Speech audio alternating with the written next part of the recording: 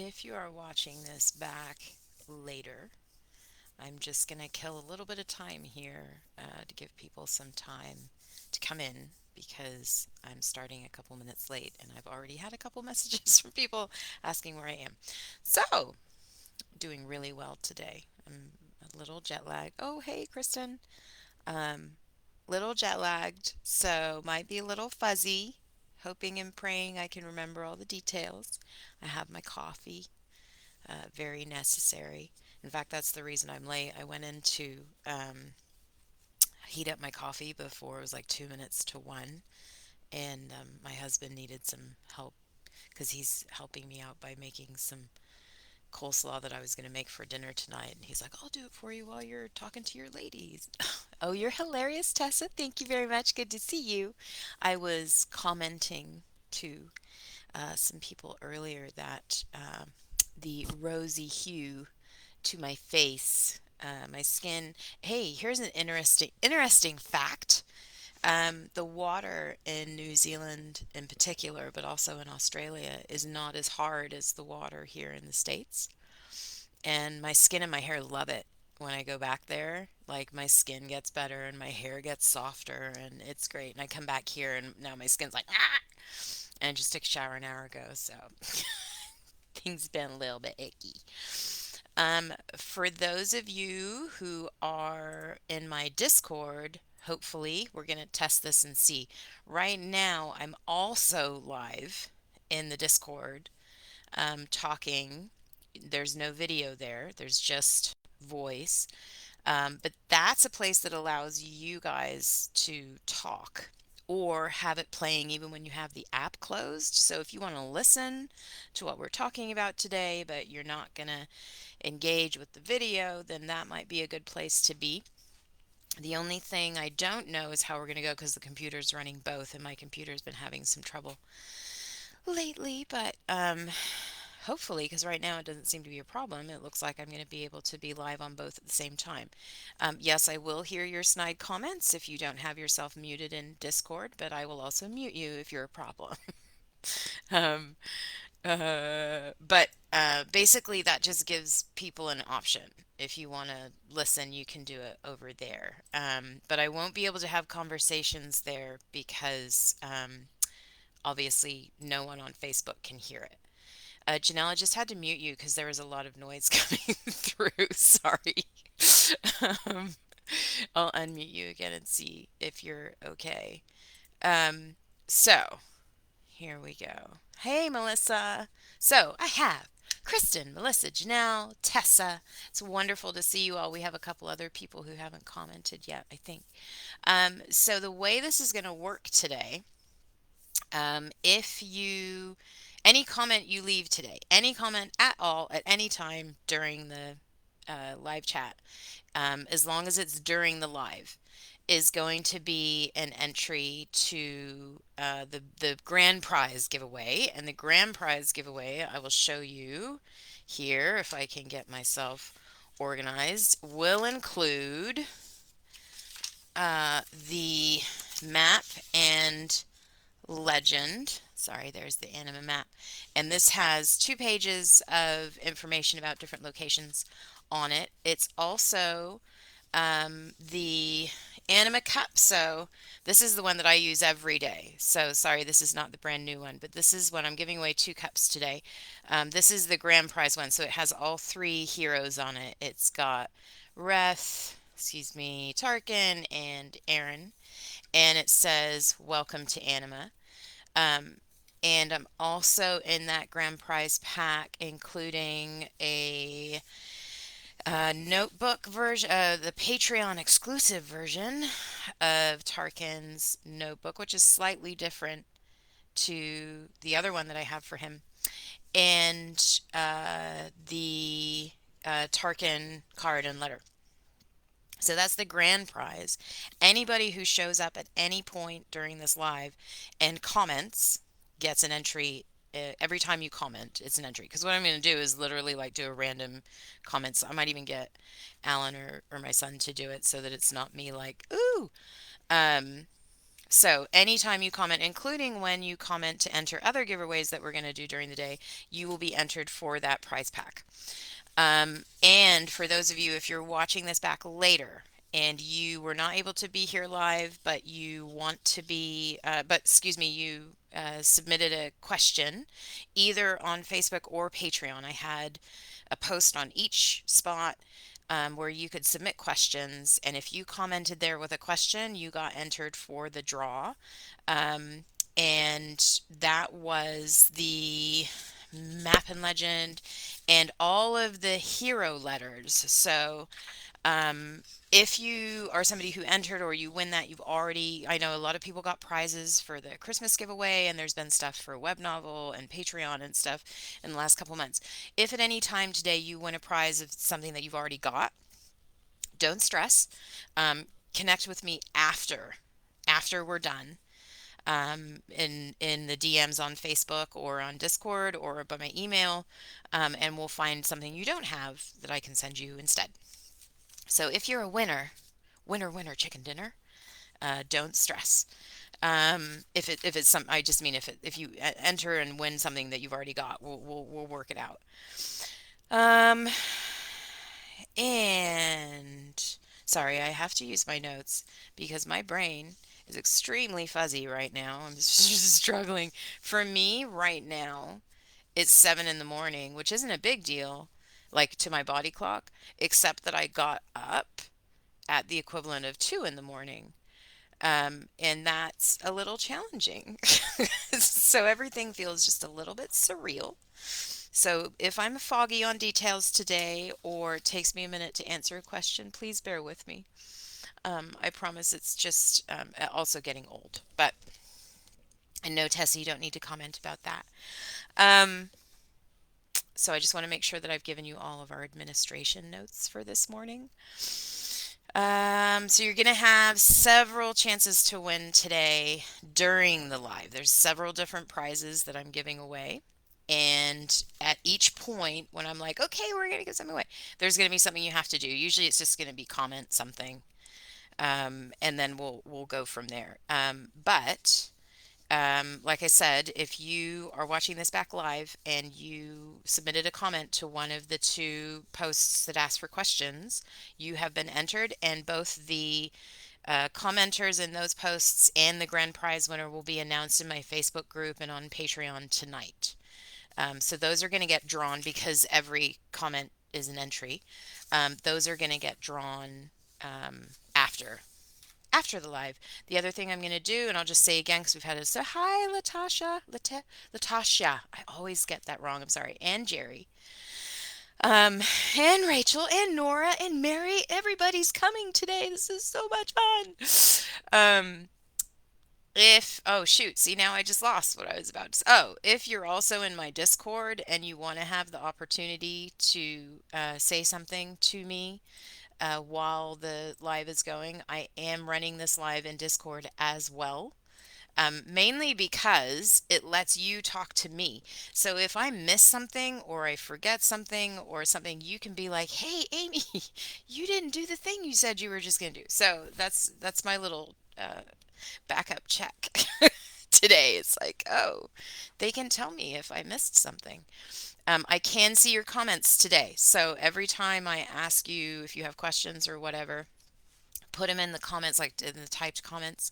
But if I miss one, like as we go, I may not be able to jump into the comments. So if I miss something or there's something that you think of while I'm answering a question, um, either put it in there but be prepared to repost it later if I don't see it, or hold on to your questions, maybe note them on your phone or something, and when I say is there any other questions, then you can throw them in the comments and I'll answer them from there. Because Facebook does not allow me to let you guys talk to me, which I don't like, but we get a lot more people coming when we do them here, so that's why we're here today. I can't believe I can't believe Warrior's over. It was really weird. I mean, I finished writing it in January, towards the end of January, which felt really good at the time, but it really hit me. I think I was in Australia by that time, and I was reading, we were getting to the last. the very last chapter's posting. And I think I posted here in the group. Um, but I don't know why. I was reading some of the comments and excited that people liked the epilogues and the last extra and stuff. But it really hit me. Like all of a sudden I was a little bit emotional. So I'm very sad to have said goodbye to Tarkin. So I'm really glad that we get to do this, and I'm glad that lots of people showed up. I appreciate you guys. Okay, so first thing we're gonna do is a giveaway. So I am gonna start small and move up as the day progresses. So the first prize giveaway is an anime map, and there we go. Anime map and the legend that tells you all the information about the different locations that are on there. Britta, no, I have not forgotten that you don't have your legend yet, so I will get that to you. Um, so the first thing, and this is just because you guys got here early. So comment right now, just say I'm here, and I will. The fifth person that shows up on my, because I'm going by my comments because they may show up in a different order for me than they do for you. I'm not sure. So the fifth person that comments I'm here on there is going to get that prize. The other thing I'm going to give away right now, do a little shout out while y'all are commenting. Um, the two volume 1 and volume 2 of Hunted Hunter, Vegan Hunter, Virgin Hunter, whatever you want to call him. Rig and Kara's books, volume 1 and 2 in paperback, are out now, available for purchase on Amazon. Don't miss out. Um, and I have a bunch of like advanced copies that arrived while I was gone. Thank you, Amazon. Thank you for delaying so I couldn't do a giveaway earlier. Um, so I'm going to give away two of those as well, also from the people that are commenting right now. So let's see. Wait. No, it's up here. See, this is going to be here. Here we go. Where is it? Where is it? I'm here. One, two, three, four. Fifth is Nora. Nora, you get the anima map and legend, the information about all the different locations. If you already have that, DM me afterwards, and I will send it to you. And seventh, because that's the one I'm just choosing is Janelle. Janelle, you get the hunted paperbacks, the set of two. If you've already got those, I don't think you do, because I think only a couple of people have got on there. If you've already got those, let me know. We'll get you something else. But I'm going to be giving away more of those today, so don't worry, you haven't missed out yet. I Rachel says I wish we could buy the anima books on Amazon. I promise you that no one wishes that more than me. I've talked to Web Novel about it several times. Um, and I don't know why they're so reluctant. They are doing Kindle books sometimes for some books. They haven't done them for mine yet. But I keep trying to explain to them that people don't want electronic versions because they've already got that. What they want is paperbacks, and I have tried my darndest. I've offered to do all the work to set up all the files and all that kind of stuff. I've offered to have some kind of, anyway, so far no joy, but I'm not giving up because I would love to have Rethenelia in particular on in paperback. Okay. Oh, now I just need to make sure that I write down who won the prizes because otherwise we'll get to the end and I'll be like, oh, wait, I didn't actually know. So it was Nora. Nora got the Anima and Janelle got the paperback. Okay, so here we go. I'm going to start on your questions. What I've done, because there was a lot of questions, which was really awesome, on the two posts for Facebook and Patreon. I've split them into like similar categories. Um, Gotta say, primary questions were about who had mates and or children. Y'all are just. Oh, you know what? Apparently, Facebook believes that my live stream is experiencing issues as a result of my simultaneous Discord use. So I'm sorry, I'm going to have to close that for now. But if we finish early enough today, I'll go in there after this so we can have a two-way chat. Okay. So we'll start with the first questions. I'm going to start with for if there's anybody who comes in who hasn't read or hasn't finished Queen or Dark Alpha, because I know there was a few of you that jumped straight into Warrior. Don't worry, I'm going to warn you before we get into the nitty gritty of some, because some of your questions have to do with the connections between the books and the backstories and that kind of thing. So you're not going to hear, without a spoiler warning, you're not going to hear anything today that you wouldn't have sort of gathered from the book anyway if you've read it. But when I'm getting into answering questions that have to do with the past and things like that, I'll let you know. So if you don't want to hear those details, you don't have to. But we're going to start with a few questions that are just kind of about the warrior world and or plot, things that were specific to that story and the future after that story. Janelle wanted to know if the Anima and Chimeran tribes fully integrated and how that worked. So in my mind, and granted, I want to leave room if there ends up being any more books, obviously you'll see details about this that I, at this point, haven't conceived of yet. So I leave myself the option or the disclaimer to say this might change. But right now, in my mind, the way I see this coming together, because so many Chimera came into Anima, there was like 250 of them or something, or 300 of them, that was too many to try to cram into the Tree City, right? Plus, you have this initial dynamic of wariness and stuff. So, what I imagine happened over time, there was great integration between them right from the get go. As soon as sort of the peace was established and they learned to trust each other, that was the benefit of kind of taking on a common enemy at the end, was that they both realized they were fighting for the same side. So that removed a lot of the distrust and a lot of the suspicion that had occurred between the two tribes. There was still some, niggly things because, of course, Anima are like, who are these tiger dudes and why are they attacking us? And the Chimera were like, what are these bears doing? And are there any more of them? So you're never going to get completely away from that. But the majority of the population of both peoples appreciate each other, enjoy each other, and have integrated. And there's a lot of mate pairs that have been discovered and continue to be discovered between them. So, in terms of their social dynamic, they're very much one. As time progresses, as you go down the road and you're looking at 10 or 15 years, you very much got they're all the people of the world of Anima, right?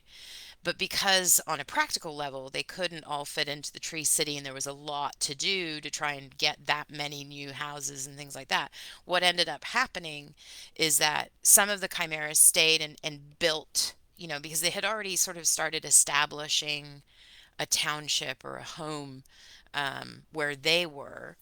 And it's a few hours walk or several hours walk between the two. It's a proper travel.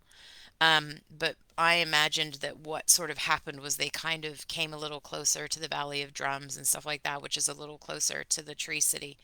And basically, over time, what you ended up with was essentially one people. Um, Essentially, they would recognize the difference because Chimera and Anima are different and they can scent the differences on each other. But but just like any other tribe, right? Because the horses scent differently than the lions and all of that.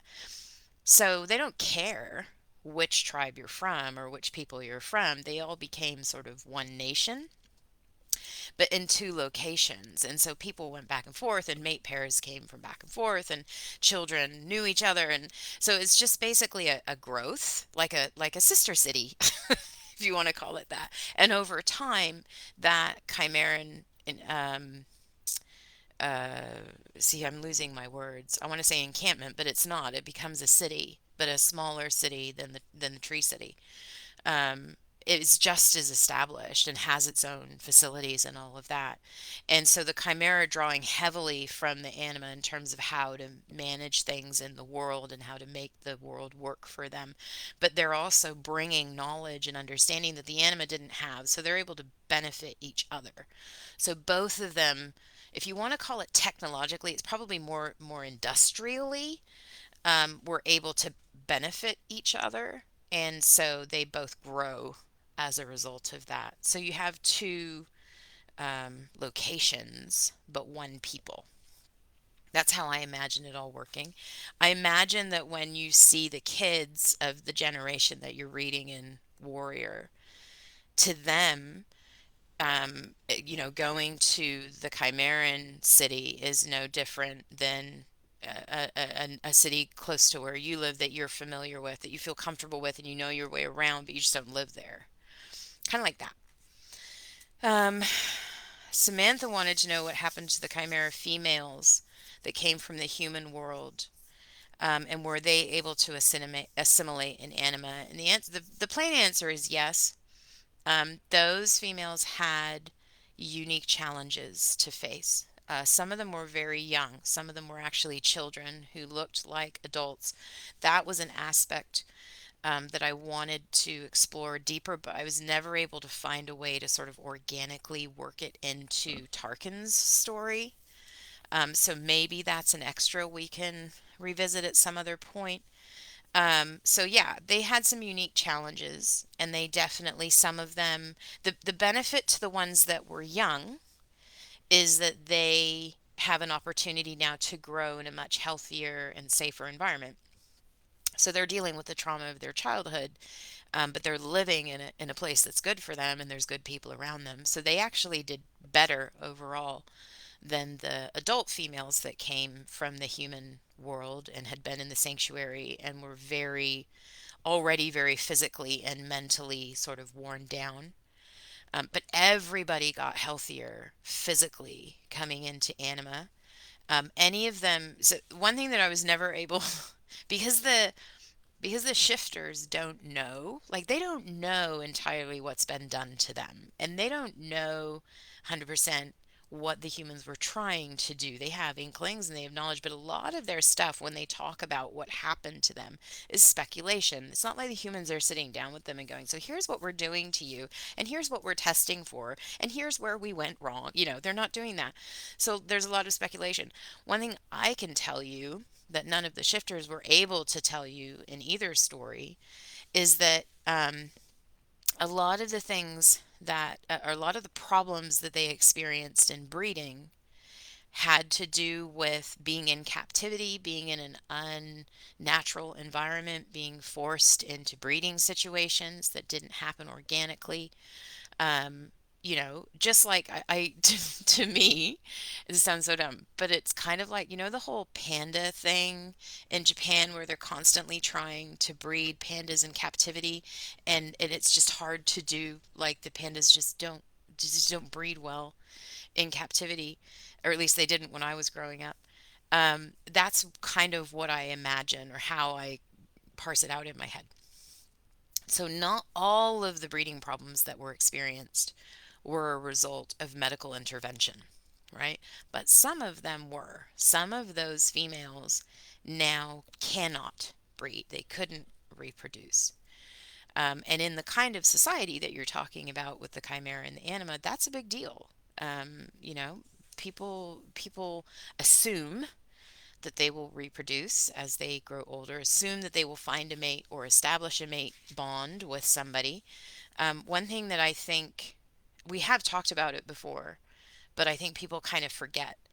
Not all anima bonds are true mate bonds, and not all chimera bonds are true mate bonds. Sometimes, in fact, with the chimera, it's rarely a true mate bond. Sometimes in both peoples, they choose a mate and they develop a bond. They don't have a true mate bond. I shouldn't say either. They don't have a true mate bond. They're not intended specifically for somebody. So they just go ahead and just like you and I would. They live their lives looking for a person that they feel is right for them, and when the time comes, they make the commitment. So for people that are in that situation, shifters that are in that situation, that's tough when they know either that they can't reproduce or that somebody that they're interested in can't. So, but the anima are generally very pragmatic people. So there are plenty of chimeran females who came out of the human world who couldn't reproduce and still found mates. There's also some who didn't. There's also plenty who thought they couldn't breed, but the problems they were having had to do with the lifestyle they were leading. And as soon as they got to anima and they got healthier, they were able to do that. So it's not all bad, but it's also not all good. Um, I'm gonna do I'm gonna do a little giveaway. I just need a shot of my coffee. I'm gonna give away. Gotta find it. Um, the Tarkin. No, but this is the standard one. This is the one that I was giving away at the Christmas 12 days of giveaways. If you want to enter for that, comment. What did I say? Comment. Oh, just something you liked about Tarkin. Just tell me, just like a sentence, something that you liked about him, his character. I miss him. I miss being in his head because he's a good guy. Um, and I miss, it was fun with Tarkin. He, unlike Aaron, he didn't have, like, Aaron had a lot of angst, but he's also like a really solid dude. So it was fun being in Aaron's head in Queen because he's such a good foil for Elrith. Like, he knows her so well and he so does not put up with her crap. But at the same time, he just adores her. It was always fun to be in Aaron's head, but he was much more angsty. He was much more self-doubting. Tarkin was fun to write because he's so solid and he so knows himself. He reminded me a lot of Reth. He didn't have Reth's, um, I don't know, Reth has this sort of unique kind of optimism, or I don't even know how to put it. It's almost an arrogance, but not quite. Tarkin was much more self confident than Aaron, but he had a little bit more because he grew up in service, right? Reth grew up as a king, and Tarkin grew up in service to the king. So it just shifts how their strength kind of plays in their minds. And the thing that I loved about Tarkin was his really healthy balance between self confidence and humility. Like, he knows himself, he knows what he can do. He's not a self-doubter, not on a general, scale. So he's a lot of fun to be in his head because and I wish that I wish that the story hadn't been quite so full of danger, because the one thing you didn't get to see a lot of was Tarkin's sense of humor. He has a great sense of humor, and normally, like on a day-to-day basis when there's not all this stress going on, him and Gar like play off each other a lot, and Tarkin really enjoys Gar. I did an AI image, or I tried to. I was actually really struggling. I'm going to see if I can bring it up and maybe show you guys. I was trying to capture that dynamic between Tarkin and Gar, and it's hard to do because the AI doesn't quite always understand. Here, I'll see if I can show you this. This was the closest that I got. I'll see if it'll let me share screen. Hang on, because I'd love to show you guys this. Wait, show me. Where we go? I think it's going to let me share screen down here. And if it does... Oh, I thought there was a place to do that. Okay, maybe not. Oh, darn it. I really wanted to show you this image that I made. Anyway, I'll try and show you another time. I made a series of images that were supposed to be Gar and Tarkin like having a laugh together. But they didn't really work because it kept giving both characters the features of. Anyway, it was making Gar too old or Tarkin too young or stuff like that. But anyway, I'm just going to flip through here. And what's the first one? Melissa. Melissa Likens. I love that he was so honest and faithful. I love that about Tarkin too. So, Melissa, if you want it, this is yours. If you've already got it, it's okay. Just message me after the thing today and I will find something else for you. Okay, I'm just making a note. Melissa's name. Right. So, Samantha asked me, did Sasha and Elrith eventually forge a sister-like bond? Yes. There's always, I think, it takes time with with any strong, anytime you have alpha personalities, and I mean this like in a human sense as well, not just on shifters. Anytime you have two strong people who are both very strong and both used to being in control, um, there can be a time of sort of learning each other's boundaries and limits and deciding where your boundaries and limits lie. It was a little easier for Elrith and Sasha because Sasha's actually not accustomed to being in charge, right? She does it. She wants to do it when she knows she can, but she's not somebody who needs to be in control to be happy. That was something that she kind of grew into with Zev, because she was needed. When all of that was going down in Thana and the humans and everything, she was needed. Her perspective as a human being, having lived in the human world, was necessary, for the Chimera to have success. So she absolutely walked willingly into leadership because she could see that she could do it. But she would also quite happily allow Zev and Elrith and whoever else to control things. She's not a person who feels the need to lead. She's just good at it when she does.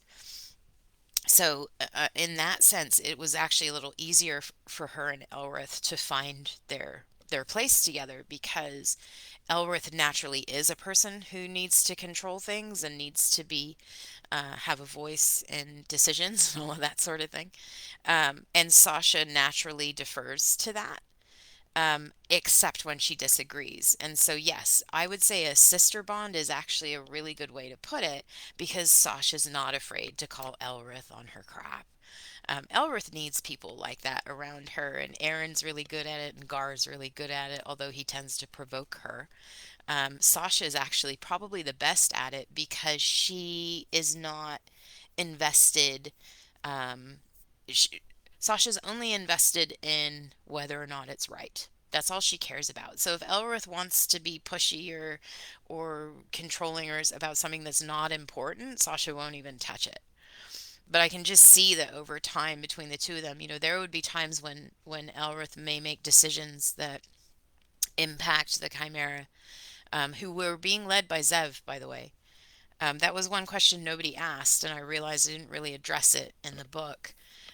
Going forward, Zev takes control, as in holds the highest rank in the Chimera, but Sasha is right there with him. So Sasha is viewed. They kind of co-led. I don't know those of you who read Dark Alpha. If you haven't read it, just close your ears for about 30 seconds. Remember the conversation that Sasha had with Lars outside the medical facility where she was talking about this kind of co-leadership, and what she hoped for would be that they would do it together. That's effectively what came to be. But Sasha defers to Zev because Sasha chooses to, because frankly, Sasha doesn't want to be in charge of everything. So, anyway, if you not, if you can come back now if you're not wanting to hear a spoiler. Um, Cindy, I think this was everybody's question, especially at the beginning. Why did Zev have to suffer so much again? So, I think the important thing to remember with Zev's story is that his story had not finished when we got to the end of Dark Alpha. There was a whole aspect of him needing to process and needing to grow.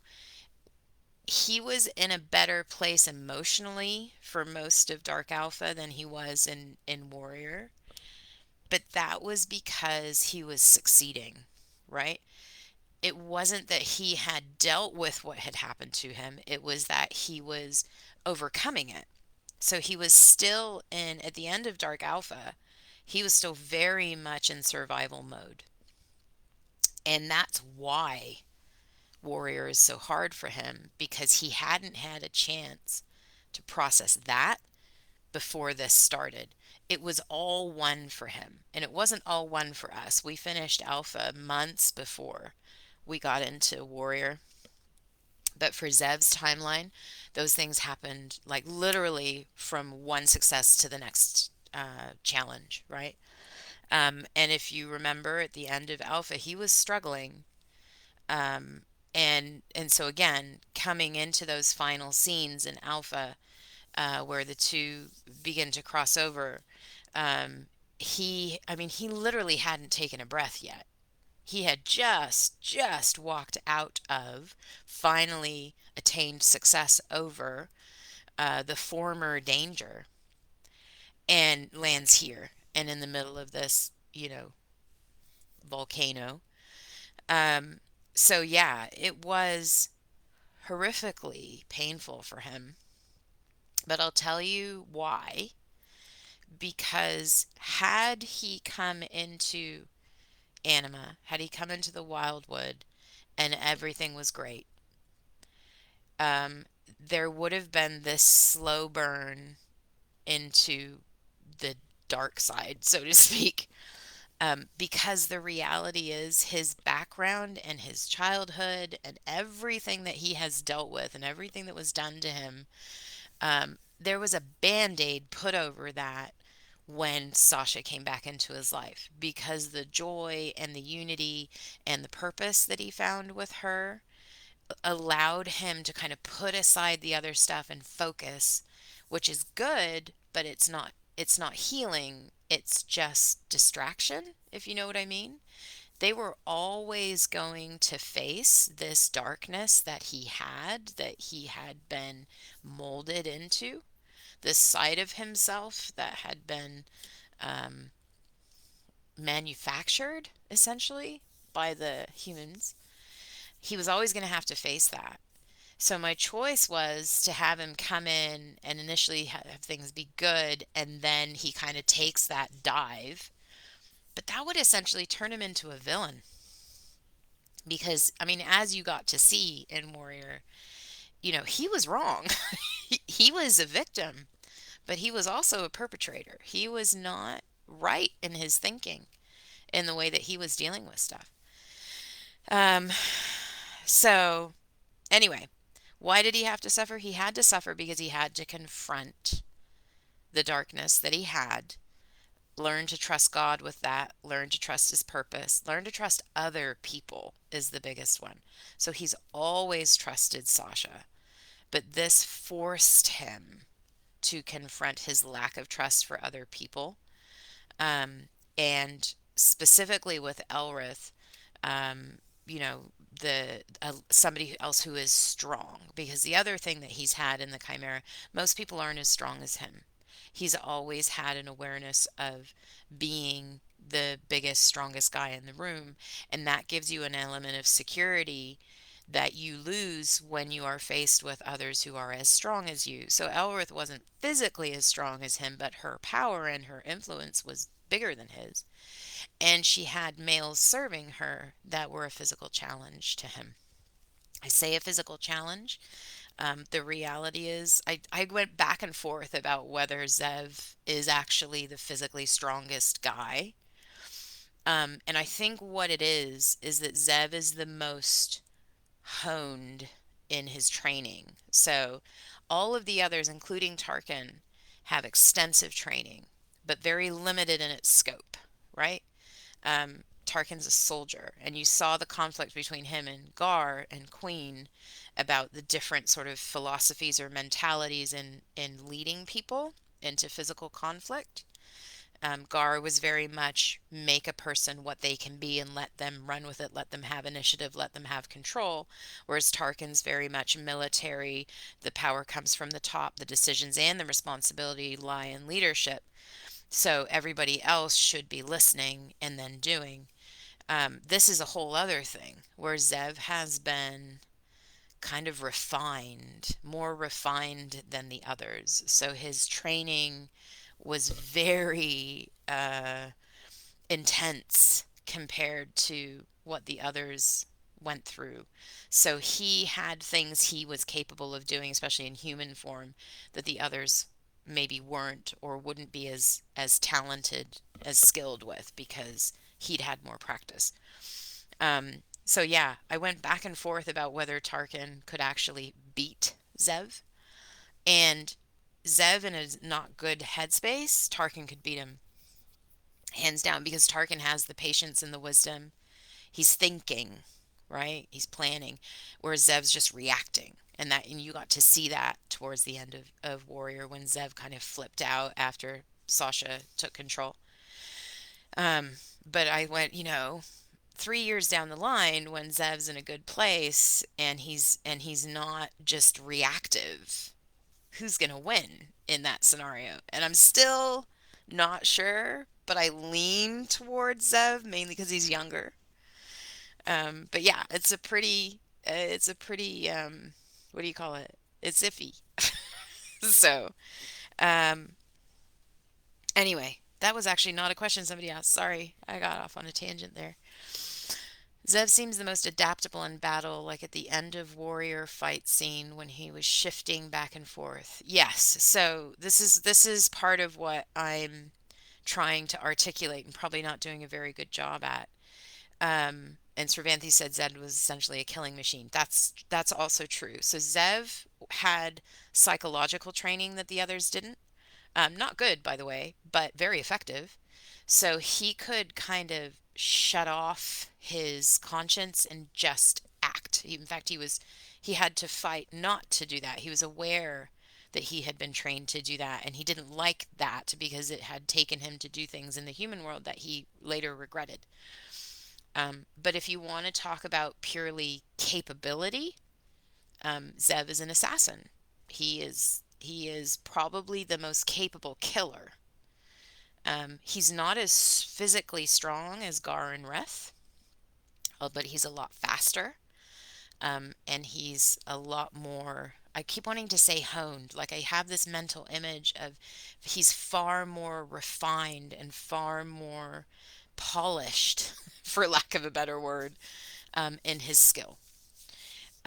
So yeah, if you just were unleashing Zev and unleashing Tarkin and unleashing Reth, like they're all very capable fighters. But Zev is, he's made for that. That's his primary skill base, whereas the others have much broader skills and talents than Zev does. Janelle asked, what about Gar's strength? I think I just answered that. But yeah, Gar and Reth both would be in pure power. Pure power and strength, Gar and Reth would both be stronger than Zev. But strength only takes you so far. I used to do karate and was taught by a man who's the world leading expert right now in Shitoryu style.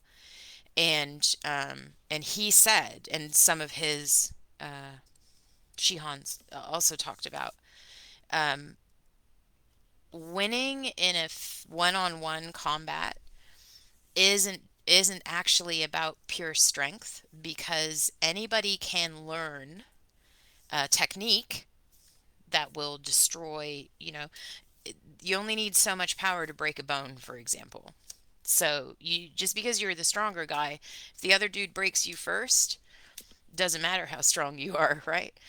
So we don't really see the reality of that in movies and stories and stuff. What we tend to see is the biggest guy always wins.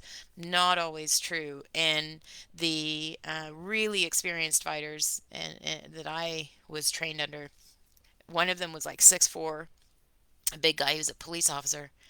And he said to me, I hate fighting the short guys. And I was like, really? Because I was talking about how short my arms are and how, I'm bigger, so it was harder to move. He said their center of gravity is a lot lower. It's a lot harder to to get them off balance when you're talking about two very skilled. So you're talking about two, several levels into black belt. He said that the little guys are really fast, They are harder to catch. They are harder to get off balance. And he said the main advantage that he had as a larger man was his reach, right? His legs are long and his arms are long, so that meant he could attack sooner and stay out of reach of the other guy better. That was what he kind of had to focus on when he was fighting a smaller man. But he talked about how fast they were and how hard they were to get off balance. He said when you have two people that are really skilled, it comes down to who can land blows quickest in the end, usually. And so he said that was always his worst case scenario was when he drew a guy that was significantly shorter than him, because that guy he said was hard, technique wise was harder to fight. So I kind of drew on some of that. I mean, Zev's a big guy. To us, Zev's a big guy, but he's not as big as Rethengar. But he's fast. He's very, very fast. Okay. Where are we? Is Zan healthy? Melissa wanted to know because of the issues he'd had with the milk and all of that. Yes, Zan is healthy. Um, so if you were in the top tier of web novel privilege in February, um, you will get an extra sent to you like a short story. It's about 6,000 words, about 6 chapters worth as your reward for that month. That goes in depth. Well, sort of in depth. You'll get a much clearer understanding of Zan and what went on with him. But the short story is yes, Zan is healthy. He did have an allergy to the milk that he was getting from animals. That again, I drew on. My son had allergies that went undiagnosed when he was a baby, because he had what they call a secondary presentation. So he didn't present the most traditional way, but the effects were quite significant. And so he was struggling to feed and had a lot of pain and a lot of stuff going on. So those scenes with Zan when he's struggling to feed were really hard for me because I was like, oh, that was the most stressful, painful thing when you have a baby and they can't tell you what's wrong, but you know something's wrong, but you don't know what, you don't know how to fix it. It's really hard. So yes, Zan is healthy. He did have to have a wet nurse. He couldn't take any of the animal milks for whatever reason. His human system didn't want to deal with them, or his human-ish system. Um, but he is not normal. He's not normal for the Chimera, and he's not normal for Anima. So that's all I'm going to say. He is healthy and he is strong, but he is not normal. Did Peg assimilate more into Anima, and is he still part of Rika and Gar's life going forward? Yes, in fact, all of the creatures, because Peg is one, all of the creatures gained by coming into Anima. All of them are of the same ilk as the protectors, and had the effect of when they came into Anima were able to shift. So for the creatures, they're shifting from their quote unquote monster form into human form, which is the opposite of the protector tribes in the anima, right? They always were stuck in their human form and could shift into their beast now. So once that happened for the creatures, it gave them a lot more freedom because now they can relate to and have relationships with people in human form, which they've never been able to do before. So yes, it absolutely Peg remained very close with Rika. Best friends in a very similar way to the way Elia and Gari were. But Peg's much more introverted and independent. So all of the creature males have grown up essentially very isolated. They're in connection with each other, but most of them have different physiology and different diets and all of that. Most of them didn't congregate. Most of them didn't, they lived alone but had friendships or relationships with others. So this gave them an opportunity to really become part of a clan, which they'd never experienced before. And for some of them, they really thrived in that. And for some of them, no, they preferred the sort of independent life where they just came and went. And so it just depended on the creature, what they did with it. But all of them were accepted. All of them became part of the protector tribe if they wanted to. Gar kind of welcomed them all in. And that gave them opportunities. Now that they're human, they can mate. Before, they had no, what would you call it? They were all male, but they also had no correlating female. None of them had, um, they couldn't reproduce, really, is actually the correct way to say it. Of course, they could mate, but they couldn't reproduce. Now they can, um, which we're going to get into in the answer to a different question. So um, I will go deeper on that in a minute. Um, So, I'm just going to give you a little spoiler alert here. If you are reading on Web Novel and you haven't bought the highest tier of privilege for March, I'm going to answer some questions about the very final extra content that was posted on the 9th of March or the 8th of March. Um, and it's just a little fun, but it is a reveal for some of our favorite characters. So if you haven't read that and you don't want that spoiled for you, I would say mute for maybe 5 minutes because I'm going to talk about that scene and some of the implications of that scene, and just come in a couple minutes because we'll be back into the other stuff. But I needed to address these things kind of together. So because this is to do with the creatures and Peg and all of that. For those of you who have read that final scene, so if you were in Patreon, you got it on the 28th of February. If you were in Web Novel Privilege, you got it on the 8th of March. This is the trends with Gar and Rika. So Janelle asked me who their real parents were. I'm cutting the question down, but basically, who were their real parents? What species were they? And how did that all work? So, what I was just talking about with the creatures, they're all males, so they couldn't reproduce, but they could mate, but they didn't have, others of their kind. Now that they can be in human form, they can mate with any female, any shifter female. And the creatures are a little different than the chimera. So they're basically nobody really knew what they could or couldn't do, right? It's all new. No one's experienced it before. No one knows what the implications are.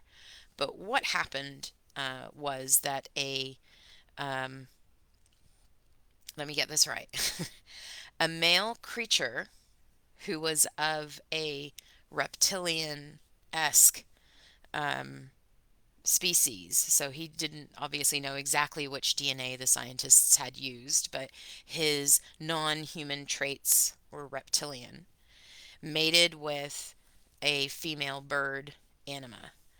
And the result was a hatch of eggs. Those are the eggs that Gar and Rika found and saved when they went after the bears and then found the creatures that had been, oppressed by what was going on with the bears. So, in that particular instance, what you had was a male creature and a female anima. They were able to mate in human form. Um, and she gave birth to eggs. Janelle wanted to know how big do the trends get in their full adult size shift. The trends are massive. When this is why in that scene when Gar talks about that they don't really let them shift in Wildwood and people are a little wary of them. No one's wary of them in the sense of, we can't trust these kids. What it is they are so physically domineering, and especially as children because they had less control. It could cause problems and it would make people nervous. And they had a few instances of people getting injured or the trends getting injured because they shifted in a place where they couldn't fit and stuff like that. So they've always shifted into a form that's much bigger than what they are in their human form. And as adults, they're massive. They are dragons. They're huge. So what you saw in that scene was them as I think I had them at 5 or 6 years old. And they're already almost in their human forms, they're already almost adult sized, right? They're very big even in their human forms. So I imagine that their human forms stopped growing when they hit, the same as the other big anima. They get 6'5", 6'6", 6'8". They're big guys in their human forms. But when they shift, they are huge. So we're talking, 30, 40 feet long wingspan, at least. In fact, I might have even got it bigger than that when they were adults. I can't remember what I decided their wingspan was. I didn't look at my notes. I should have. But they're big. What you imagine a dragon to be, where they're this big creature that, way overshadows a human size, that's what they're like. So they end up living out like remotely because they can't function in a normal place. It's not a rejection. It's not the anima not wanting to see them. They come in and they be a part of things that are going on. They're very close to Gar and Rika, but they don't live as they get older. They don't live in the Tree City because it's just not built for them. They come and visit in their human form, but they love to fly. And in order to fly, they have to be out in big spaces, which was why you saw in that scene Gar and Rika taking them up into the mountains. Um, that was a place that hadn't really been free for the anima to explore a great deal before because it was the territory of the bears in the past. So they were going out looking for a place where the boys could really be themselves, really spread out, and also have the height to, because they're not strong because they haven't had a chance to practice flying very much. So that scene was all about Gar trying to find a way for the boys to start to strengthen and grow. And as a result of what you saw, as a result of that trip, they realized, our boys need a lot more space than they've got. So we're going to have to so Gar and Rika had a tricky balance to strike, to give the boys the space they needed, but also keep them socialized with everybody else. So it was back and forth and back and forth. Um, but yeah, they're huge. And I know that the next question, nobody actually asked it, but I know that the next question is, will they get a book? I don't know. I'd love to do a trends book. I really would. Um, I always wanted to have an anima tribe that was a fantasy creature, and I kind of dabbled with that with Peg. Um, but these guys are far more. I don't know. I hope so. I hope that we'll be able to find a way to do it. Because they're great personalities too. Because I mean, you can imagine three guys that have been raised by Gar. It makes me laugh just thinking about it. Anyway, okay, so I'm moving. Oh, I'll see if there's any. Melissa said, I knew when I read that they were that size and cussing at 5 years old that they weren't normal anima or chimera. Well, the cussing actually has more to do with being Gar's son than, especially, was it Tiber who was the one who was swearing? Um, the three boys are very different in their personalities. And they're kind of like, so you have Leander, who is much more quiet and very thoughtful, but very strong. And you have Rainer, who's kind of like the thinker and the mediator. Like he's the guy who's going to try and keep the peace, right? Because then you have Tiber, who is Gar in reptilian form. Like he has attitude, he's got sass, he's got a great sense of humor, but he's also, capable of overstepping and not seeing the consequences of where he's going. So Rainer's kind of the balance between the other two. And I just imagine that as brothers, there's a real strength there. There's a trinity, if you will. But all of them are molded by a dad who's extremely strong and extremely, I don't know, what would you call Gar? He's hilarious. Nothing is sacred to Gar, right? Nothing is sacred. So when you get three boys raised in that environment where you can talk about anything, you can say anything to anybody, like there's no Gar is not about rank. He is not about hierarchy. So, on the one hand, that makes the boys very healthy in their mindsets because they're like, if I can do it, I should do it. Like they don't see limits for themselves. On the other hand, they can push boundaries and be disrespectful in ways that they shouldn't. So, but they're Gar's kids. That's effectively what they are. They are Gar's boys. And Rika is like the safe space for everybody. Like she just kind of holds them all together because they're just chaos. But anyway, they are huge. They can't live the quote unquote normal animal life, but they are a part of the tribes and fully accepted. But they are unique. They are unique in anima. Um, so I have a whole series of questions about mating and children. And I'll try and get through these a little faster. Kathleen asked, "Are there other creatures still in anima, and since they can shift, can they have mates?" So I think I covered most of that. The answer is yes, yes, yes. Um, some of the creatures were killed by the bears, and they can all shift now. It took a while for them to discover that, but now they know they can all shift into human form. And yes, that means they can have mates. They're different in their physiology than the chimera, who are humans that shift into animals. The creatures were um, almost monsters who now shift into humanity. So it's hit and miss what they'll bring with them genetically, right?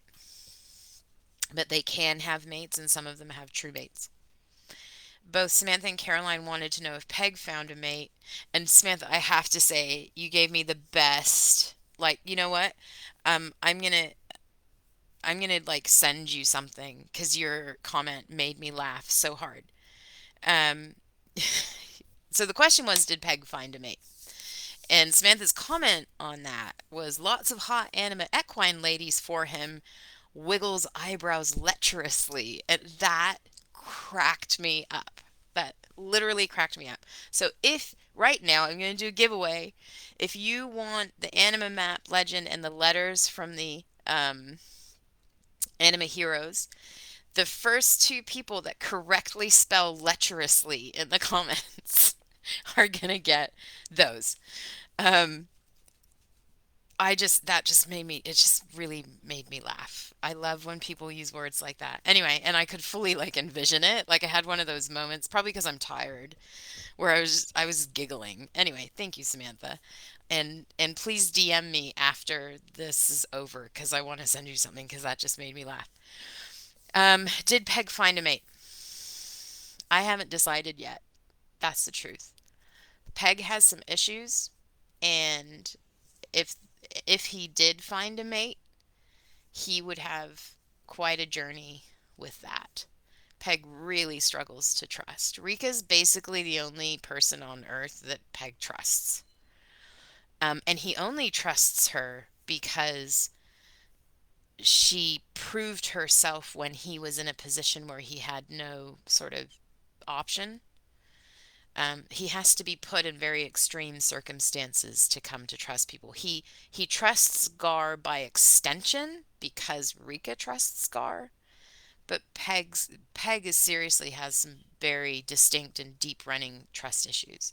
So I keep going back and forth about whether he would ever find a mate. If he had a true mate, it would be quite a journey for him to get to where he could let himself be, like really relax into that. So I don't know. That's the honest answer. Um, did Duncan get accepted by and find his mate? That and May was the other one. Three different people, Jasmine, Janelle, and Cervanthe, asked about Duncan and or May from um, Dark Alpha. Duncan did find his mate. I wanted so badly to work both Duncan and May and sort of the culmination of their stories into this story. But once again, there was never the right place to do it. I had it in the back of my mind for the whole time from when the Chimera showed up. And I just couldn't do it in a way that wasn't going to be like shoehorning it in. So I just decided to leave it. And maybe, again, maybe we write it as an extra later. Maybe there's another book and we get to see it. I'm not sure. But yes, Duncan did find his mate. And yes, May did return to hers eventually. But there was quite a journey there as well. Kristen asked me whether Ernie has a mate. I can't believe it's such a joy to me that everybody is so pro Ernie now. And such a, what do you call it? A surprise, because I don't know if you guys remember. I remember the first time I wrote Ernie and published him as a character, you were all in the group, like literally telling me you were scared to read the story and you couldn't believe I'd done this to you. Like, people were upset about a Spider-Man. And to be fair, that changed pretty quickly as soon as it became clear that Ernie was going to be Nick's nemesis. But I still to this day just like get this kind of disbelief about how so many people commented at different times when an unknown creature was in a scene. You know, Tarkin and Hearth could scent one, Peg mentioned one. There was two or three different times in the story when you had awareness that creatures were around, but nobody knew who it was. And every single time people were like, Ernie, it's Ernie, is Ernie back? Let me get Ernie. And that just really made me laugh. So I will say this. Everybody's response to Ernie has made me want to do something with him, but I don't know what it's going to be. Um, so I don't want to get too deeply into it. Ernie absolutely is capable of having a mate. Ernie absolutely is capable of sustaining a relationship. I'll say that. And Ernie, I think I told you guys at the end of Dark Alpha when we did that event, he went to the human world and was wreaking havoc there for a long time. Ernie didn't come to Wildwood with the other Chimera when they came, but Ernie knows how to get there. Just saying. He knows how to get there. I see opportunity in that, if that makes sense. Um, Samantha, Janelle, and Kathleen all asked if Zev and Sasha have more children, and could their children shift. I haven't decided yet. I'm inclined to think that they did, and that their other children probably could, or at least would have one that could. Because it's hit and miss in terms of what genetically a child takes from the parents when the parents are different. Um, but I haven't actually sat down and gone, does Zan have a sibling yet? I'm inclined to say that he does, probably a sister, but I have not. So I'm kind of the reason I'm answering that way, like I could just say, "Oh yeah, this, that, and the other." But because I don't know if I'm going to write more material that involves their family, I don't want to be like tied down and you said. So I think he does. I think they did have more kids, or at least one. But I haven't worked out the logistics of that. So if you were going to pin me down, I'd say Zan has a little sister. But that might not be. If I do decide to do any writing with their family, it might serve me better to have a brother or have multiples or have none. I'm not sure. So, sorry. Sorry I can't give better answer than that. If you want to win a free Zev notebook. Oh, look, I'll show you. I love these. They're so simple, but I love them so much. If you want to win a free Zev notebook, type hashtag free Zev in the comments right now. Lecherously, who were my people? Oh, shoot, it's not letting me go up higher. I am going to have to go back to the lecherous comments because it's not letting me see. It's not letting me go up, and I don't know why. Let me see if I can. No? Uh-oh. Wait, here we go. Oh, no, still not doing it. Okay. So sorry, I will not forget. I will go back into the comments and I will see who was the first to I just want to see what time it was. Okay.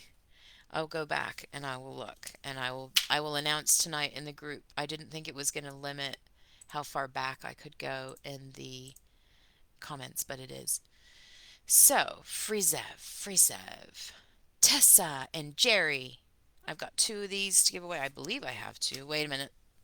Let me double check that because I don't want to make promises I can't keep. Mm. Yes, I do. I have two. So, Tessa and Jerry, you guys get free Zev notebooks. If you've already got one, let me know in DMs after this, and I will get something else for you. Okay, Janelle asked, was Zan the only human child in Anima? No, he wasn't, but they were rare. Um, and at the time that he showed up, he was pretty much. Because keep in mind, he showed up a year after everybody came back to Anima, all of the protectors, and some of them had human mates. Um, and so there wasn't very many pure humans that came and stayed, right? Certainly none of the, or very few of the humans that invaded, they were not like. Laren killed any that he came in contact with at all. Gar killed any that had even a hint of being like malignant. But Gar did have some mercy. There were a few that they decided could be trusted to stay, but they were, at the time that Warriors started, everything was still very uncertain. So the few humans that did exist still lived quite isolatedly. They weren't sort of, they're not class clowns. They're kind of keeping their distance and keeping things quiet. Um, when the Chimera came, none of them were pure human. Um, Sasha was the only one that came with them who was just human. Um, but those few that came through with the protectors from the original portal, from the Guardian side, when Elris said, "Tell them all to come back." There was a few that came through that way. There were a few families. There were a few older ones, older children that were human, or at least they thought they were human, because keeping in mind you've got protectors, right, who at that time couldn't shift. And so it was sometimes hard to tell for those that grew up in the human world whether their kids were human or not. Um, like Reese could always pass as human, but Anima could scent the difference. But the protectors that stayed in the human world for a long time. Anyway, point is, there were very few humans that came through. There were a few mature ones that came through with the protectors, but a lot of them weren't going to have any more kids. So the ones that did show up at the time of Warrior, they still aren't really established. There's not really a lot of mate pairs or anything like that yet. But I do see that over time, you would have a lot more. But they're never going to be a big slice of society because more often than not, the anima genetics are going to be dominant over the human ones. And so, more often than not, the kids are going to be either a full shifter or a partial shifter. Um, so their kids are not going to be pure human either, right? So very, very small portion of the population. But as I said before, Zan is human, but he's not normal. So in that sense, in the sense that any child, any human child that is a result of an anima or chimera pairing with a human, what we will see over time is that even though they're human genetically, as in they don't shift, they still gain certain things from their non human parent.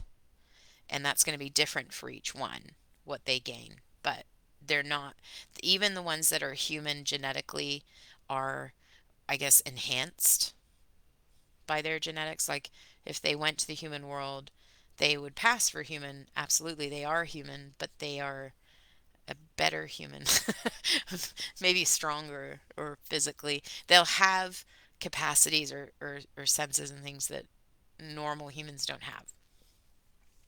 And Zan very much, as he grows, reveals more and more that he's different.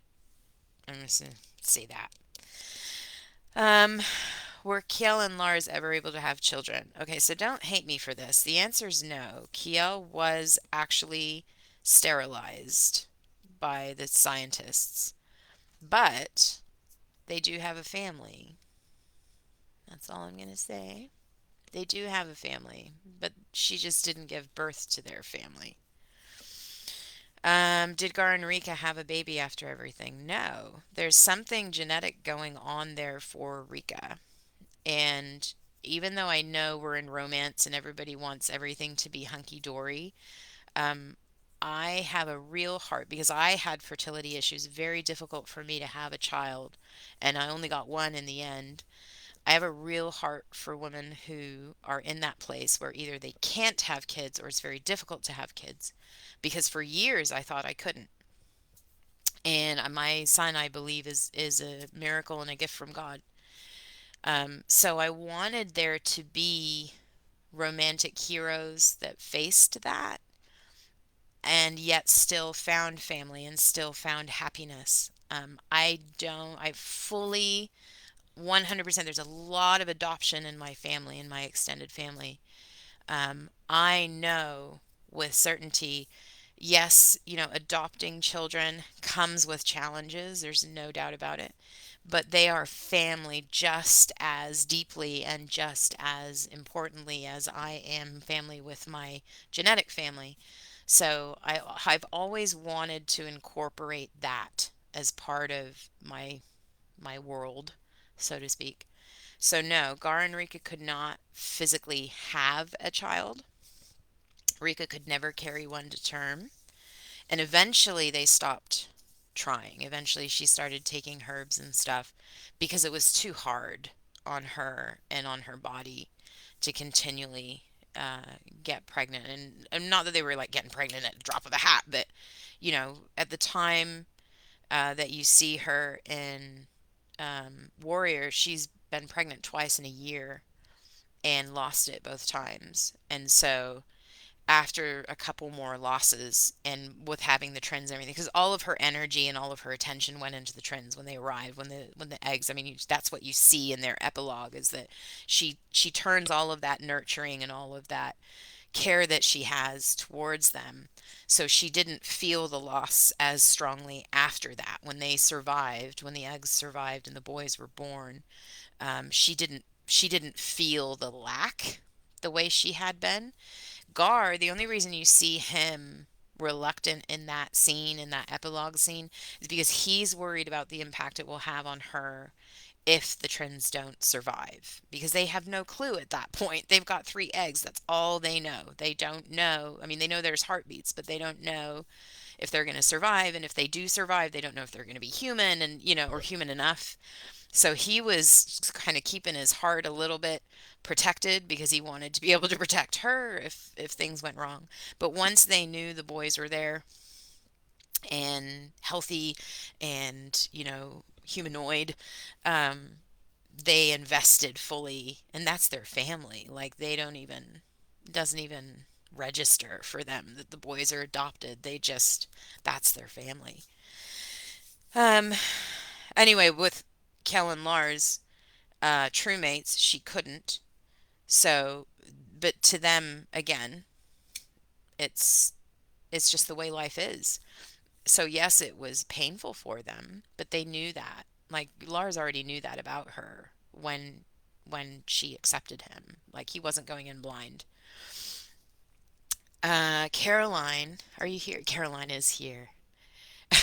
What do you mean I'm not here? Um, uh, Caroline wanted to know if Laren and Sully ever became grandparents. Yes, they did. Of course they did. Um, they had three kids. Of course, somebody's gonna reproduce. They had Laren's line is very fertile for anima standards. Laren was one of three, but his youngest brother died um, as a baby. And so Laren turned around and had three, and that's almost unheard of in anima circles. Most pairs at best have one. Occasionally they've got two, But he is one of the few that is capable of and has successfully had three. And that's in part because Suli is a protector, and protectors are more fertile than normal anima. So, yes, they do have grandbabies, but I'm not telling you any more than that because I haven't decided yet how much of that I'm going to be able to like show or write or whatever. So, I'll just tell you that they do. Um, so before we move away, we're going to start moving into questions in a minute that have a lot more to do with backstory. So that means Rise of the Dark Alpha and Queen of Beasts and stuff. So if you haven't read those books, there's going to be a couple questions right at the end that I think you'll still want to hear the answers to that are about the wider anima world that aren't spoilers. But I just want to give you a heads up. We're moving out of warrior specific questions and into questions that kind of take in the whole world and all of the books. So I just want you to be aware if you haven't finished or haven't read Rise of the Dark Alpha. Um, if it's just Dark Alpha that you haven't read, maybe just shut her off for a few minutes and then come back because I'm going to answer one question that's specific to that. If you haven't read Queen, it's going to be hit and miss over the next few questions. I'll just leave it up to you. But before I do that, I am going to give away one more Tarkin notebook. I'm trying to find it. If you would like that, comment with your favorite scene or maybe just the first scene that comes to mind from Warrior. What scene, when I say Warrior Beast, what scene pops into your head? And I will select a winner for that in just a moment. Um, Norma's Norma's misspelling. I think we should go with noose instead of nice. I think we need to make our own words. Hey, fun fact. Um, the word nice, as a comment by itself, is a whole thing on Web Novel. I don't know how many books you've read on that platform or whether you would have seen it. It happens more on the male lead side, but it's also on the female lead. And it has to do with any time it's like a cultural thing, it's like a pop thing with them. Whenever there's either a chapter title or a chapter subject that's basically either sexual in nature or has reference to the the number 69, people always comment nice, like just the word nice.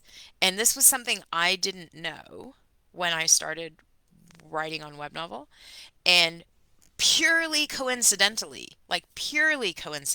I didn't know until after I'd read it and broken up the material. But when we were locking King of Beasts, like when I was in discussions with my editor about where we were going to lock the story and it was going to become a pay to read story, it ended up being on chapter 69, which was also titled Her First Time, which was about Elia. And my editor goes, nice, like this, and laughs. And I'm like, what? I don't, what's the joke? And then she explains this whole thing to me. And at that point, I realized I've seen this several times and didn't know that it was like a funny thing, like, or like a suggestive thing. I just thought people were just saying nice. And it turns out there's like a whole thing behind it. Anyway, you reminded me of that when you said that. Um,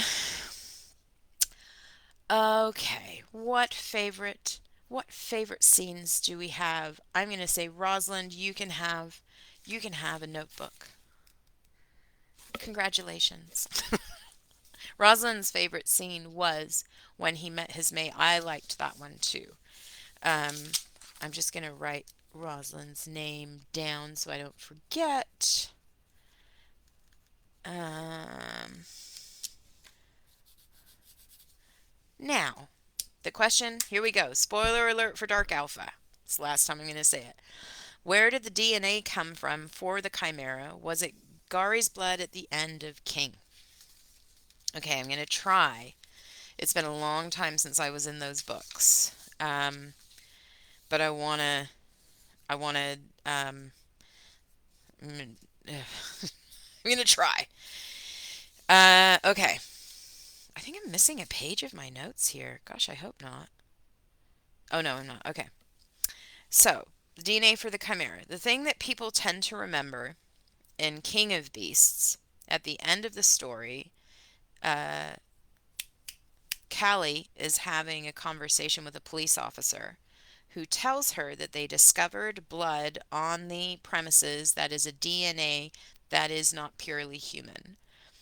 And he has also discovered, or discovers with time, other law enforcement and or DNA researchers who have similar DNA matches, um, one of which he speaks to a guy in Canada. So most people remember that and think that that's how the Chimera came to be about.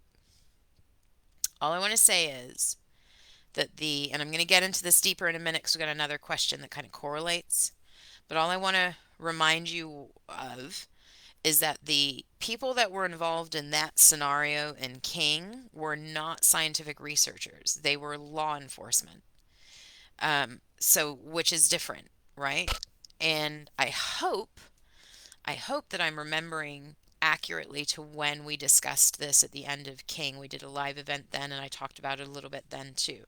The way it has remained and or evolved in my head is that because the protectors have been going to the human world this whole time, whether people knew it or not, they've been going in small numbers this whole time, right?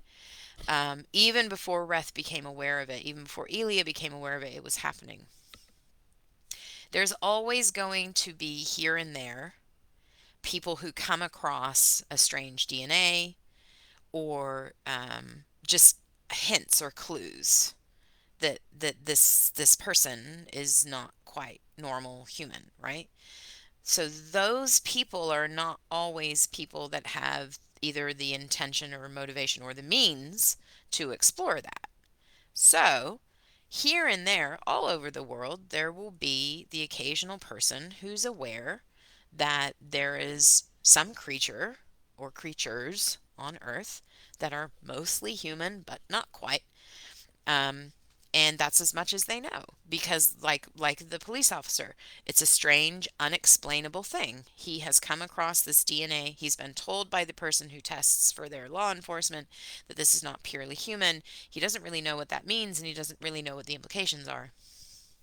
He assumes that because somebody died and somebody disappeared, that this creature is malignant. It's, a monster or a malicious thing. But he doesn't have any other information, and he never gains any other information from Callie or Gari or anybody from the Guardian side.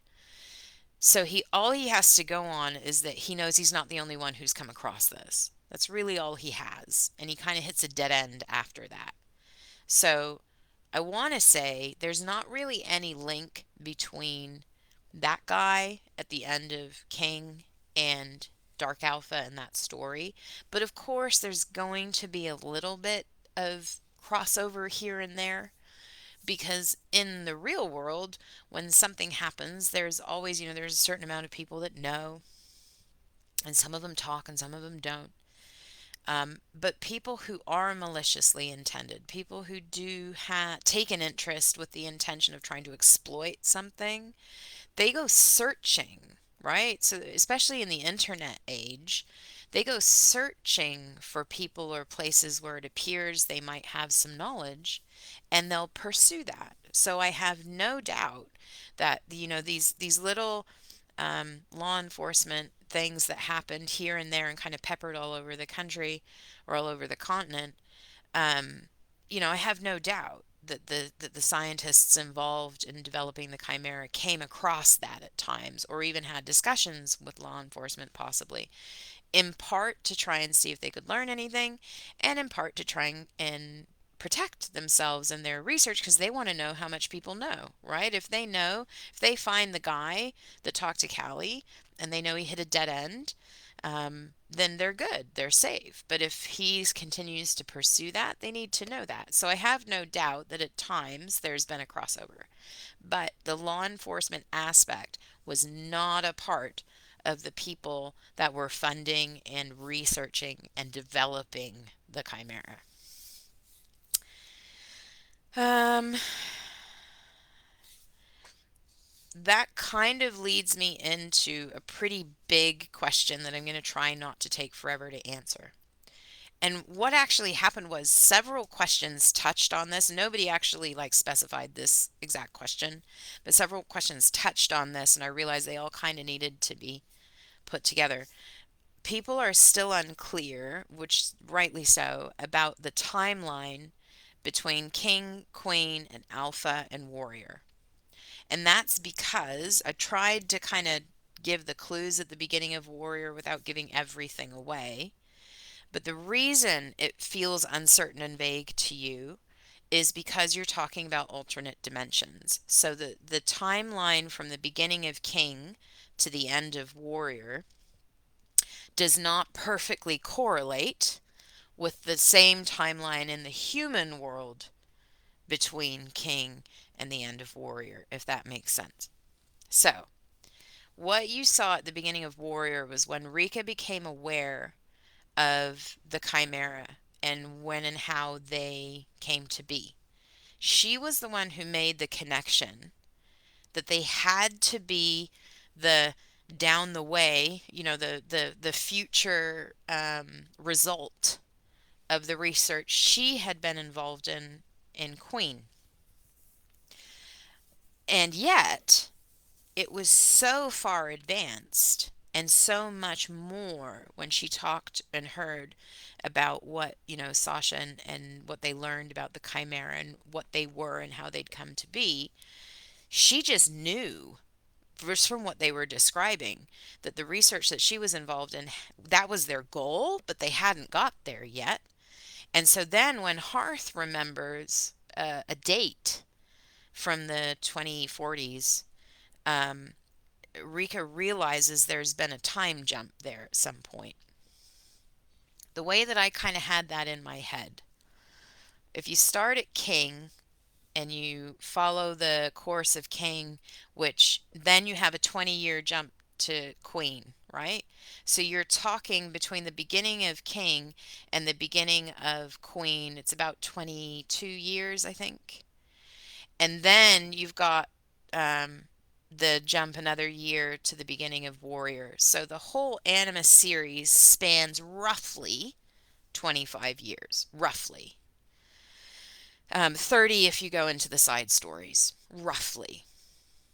But the Chimera story spans 70 years because you're talking about while you've only seen 25 years of Zev's story, like his life, he's aware of things that have gone on 25 to 50 years ahead of that. So when I say spans 70 years, you get the backstory of the human side and what they've done. It goes back to when Yet was very young and got discovered, and he's sort of the way that the humans discovered Thana. They follow him, right? He went into the human world to explore. He's a young Sasquatch, um, and that brought the humans into Thana. Who Thana up to that point was just another alternate dimension world that had never been touched by humanity before. So what you have in the human side is a span of like 3 generations, effectively, um, between the scientists discovering that these alternate dimensions exist and that the creatures in them are closely genetically human but not human. So that's the ancients. That's the ones like Yet who were created that way. They were not made by humanity, they just existed. And then the humans begin to intervene, right? And so they go from recognizing that these creatures exist and they're now having access to the world where they are to trying to create them. And what you don't ever see or get to explain in the anima books because they don't know it is that in those first sort of 20 years after the researchers discovered Thana and the ancients and started studying them, they also discovered the portal or the gateway, excuse me, that from Thana into the portal from Thana into Anima. That's the second portal that none of the Anima knew about until Laren and Suli discovered it. Um, so that portal is different to the gateway. It's different to the Thana to human world gateway. The gateway is a physical place that can take you any number, take you literally anywhere. The portal is a very specific, tangible place that links this place to this place, right? So there's a portal between Thana and Anima, and there's a portal between Anima and the human world. Initially, the scientists were only aware of the second portal, what we would call the second portal, the one that we got introduced to later. But part of the reason they were looking for the likes of Yet and followed him and all of that was because there's always been rumors. You've always had the Guardians on the original portal. You've always had Anima coming through, though they did it in small numbers and way spaced apart. There's always been, for anybody who wanted to explore it, rumors and whispers that there is this other world, right? So people who are into that, again, they pursue it. So that was what gave them the clue that there was a place that they could be looking for. So when they found Yet, followed him into Thana, initially they think we've found the place, right? But then they find the portal, and the portal takes them into Anima, and now they've got this whole new breed, so to speak. But they didn't find the Anima as quickly as they found Thana. So the initial research, scientific research that was done on the ancients like Yet, the creatures that are now mostly extinct because of the human intervention, who they were trying to replicate, sort of. They were trying to create something like them by studying them.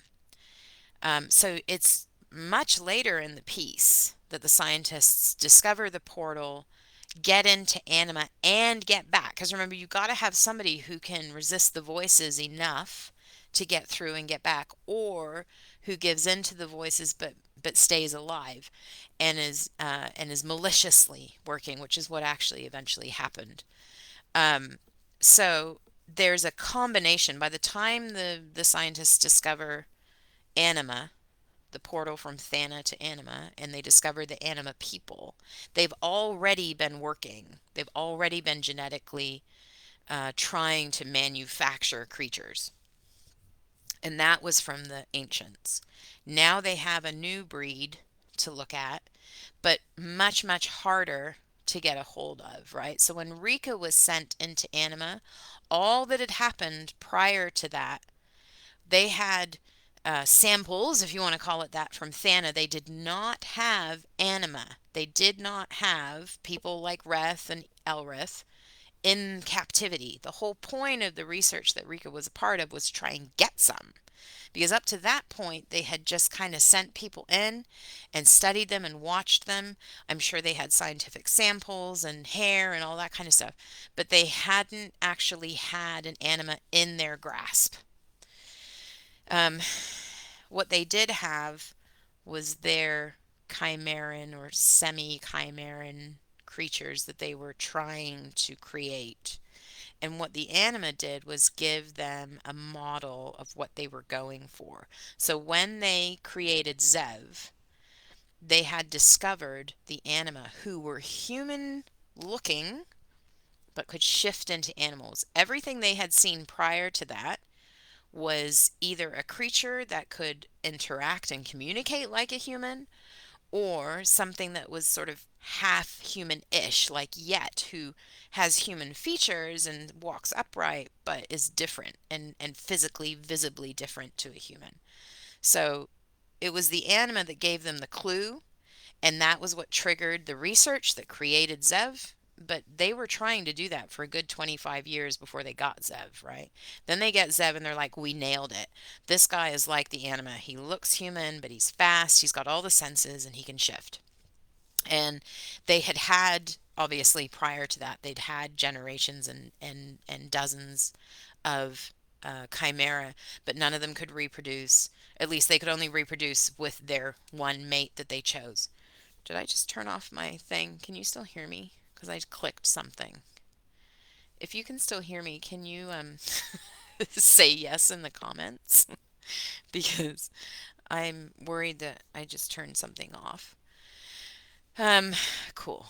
Um, so the span of time of the scientific research that you know of, we're looking at like 70 years. The span of time in the anima is about 30.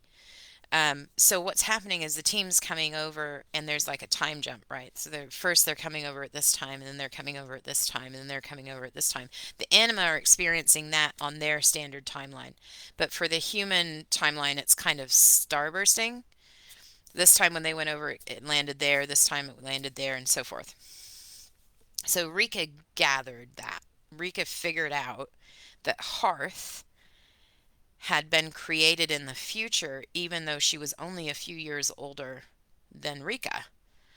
So from Rika's human timeline, Hearth was, I can't remember how many years, but I think it was 20 or 30 years ahead in the research. So that's why it feels funky because you're like, wait, but. Um, you, the easiest way for me to think about it is to keep it on the anima timeline and just recognize that the anima contact with human world kind of widens out from the timeline. I mean, I hope that makes more sense. No, it wasn't Gari's blood that got them to create the chimera. Um, yes, it was the research that Rika was a part of. They were already, Rika didn't know it. She knew that that was their goal. She didn't know that they had already sent enough people through, already had a good enough idea of what was going on, were already trying to replicate it. So, Zev's, when at some point Zev talks to Sasha, I think he talks to her about how they had been creating Chimera for a good 20 years before him, 20 or 30 years before him. And a lot of the creatures are the messed up versions that they did at the beginning, right? But if you kind of correlate that with Rika coming into Anima, it's because they've reached the point in their research where without a physical specimen, so to speak, they feel like they're going to struggle to move forward. So now they're sending Rika and the rest of this team. The whole goal was to identify how the anima worked, study them like a scientist would study in a safari, and then identify how we could actually capture them. That was the whole goal of the stuff that Rika was doing. They didn't succeed, but they got enough information from that team to be able to move forward with the research. Um, and and you will have it occurred to me, some of the Thana creatures here and there may have been anima. They may have been protectors or rebels who got sick of whatever was going on in the Tree City and just left. Got through the portal, discovered the portal, and got through, but didn't go back. It's possible that part of the samples that the scientists were using were actually anima, but they thought they were ancients. I don't know. I never really got into the nitty gritty of it, but it's part of the possibilities of the world. Um, so I hope that that makes that clearer. I'm not sure if it does. But anyway, so now I have some general questions about the whole series and or the whole world. So again, if you haven't read Queen or King, if you haven't finished either of those, especially if you haven't read the side stories that were added at the end of last year, September, October, November. Excuse me, I think it was the end of October, early November. I added side stories to King and Queen. And it turns out, I didn't know this, but it doesn't automatically take you from the last published chapter into the side story. You have to go onto the book page and I think it's where the chapter list is. There's two lines. One says side stories, or if you click on that, it'll say main book or something. I can't remember. Anyway, if you haven't read the side stories, they were added last year, well after the books had finished, King and Queen. I'm going to talk about some of the stuff that's in there. So just a heads up. But first, because this is not part of a spoiler, Pam asked me, the map of Anima shows it as a continent surrounded by, and she says because it's blue, she wants to know whether it's ocean or clouds. And I'm just going to get a sample to show you here. So, there we go. It's hard to get this right. So, you're right, Pam, that it is a continent surrounded by blue. It is ocean, it's not sky. Um, I'll get deeper into that in a couple questions. But yes, it's a coastline. So if you read at the end of King, I think it was at the end of King, when they went to the Great Plains, or maybe it was the beginning of Queen. Anyway, at some point in one of those books, when one of them is describing crossing the desert and getting, I think it was Laren and Sully crossing the desert and getting to the canyon and the river that floods and all of that when they're going to discover the second portal. They do talk about that there's a coastline there. So it's literally like Wildwood. Oh, I'll show you on here. So you have oops, here. Oops. Sorry. This is opposite to me.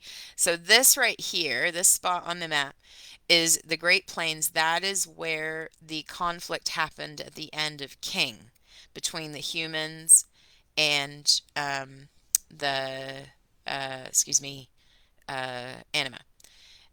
Laren and Sully came all the way up here. So this is the Great Plains, and then it goes into desert, right? And then the desert literally dead ends on the um, coast. And what's hard to see is that there's a waterway that meets from the coastline and comes down into this ravine canyon here. And this is the canyon that Laren and Sully followed and eventually made a home up high on a cliff face, or up in the mountains overlooking that canyon. And in the distance, they can look over other mountains on the other side of it, and they can see in the very, very distance, they can see the wildwood and the mountains that hem it on the other end. If you read Laren and Sully's epilogue in King, there's a scene where Laren walks out of their cave and is looking, and that just shows you where they are when that's happening. Um, so anyway, it is a continent. There is coastline. It is described in the books. But there is more to this land than has been discovered by the characters that you've met so far. Um, Melissa wanted to know who does the tattoos in Anima. They have tattoo guys. They have creative artist people, men and women, male and female. It's just like anything else. People have different jobs that they do, and some of them have developed the skills. They have rather, what would you call it? Um, like they don't have electric tools, obviously, so their tattoos are far more primal. Would that be the right word? um but just like tribes, you know in our world that don't have or don't work with electricity but have tattoos, same thing. It's just people who develop the skill over time. Already did the timeline. Janelle wanted to know if Reth and Elia had servants to help them with washing and mending, like Sully was to Laren.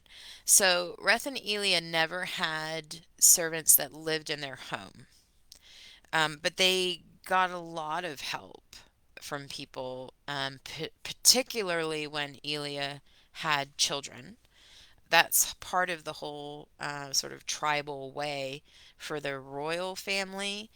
They can have anything at any time. So Reth could walk to a blacksmith and say, I need this, and they would just make it and give it to him.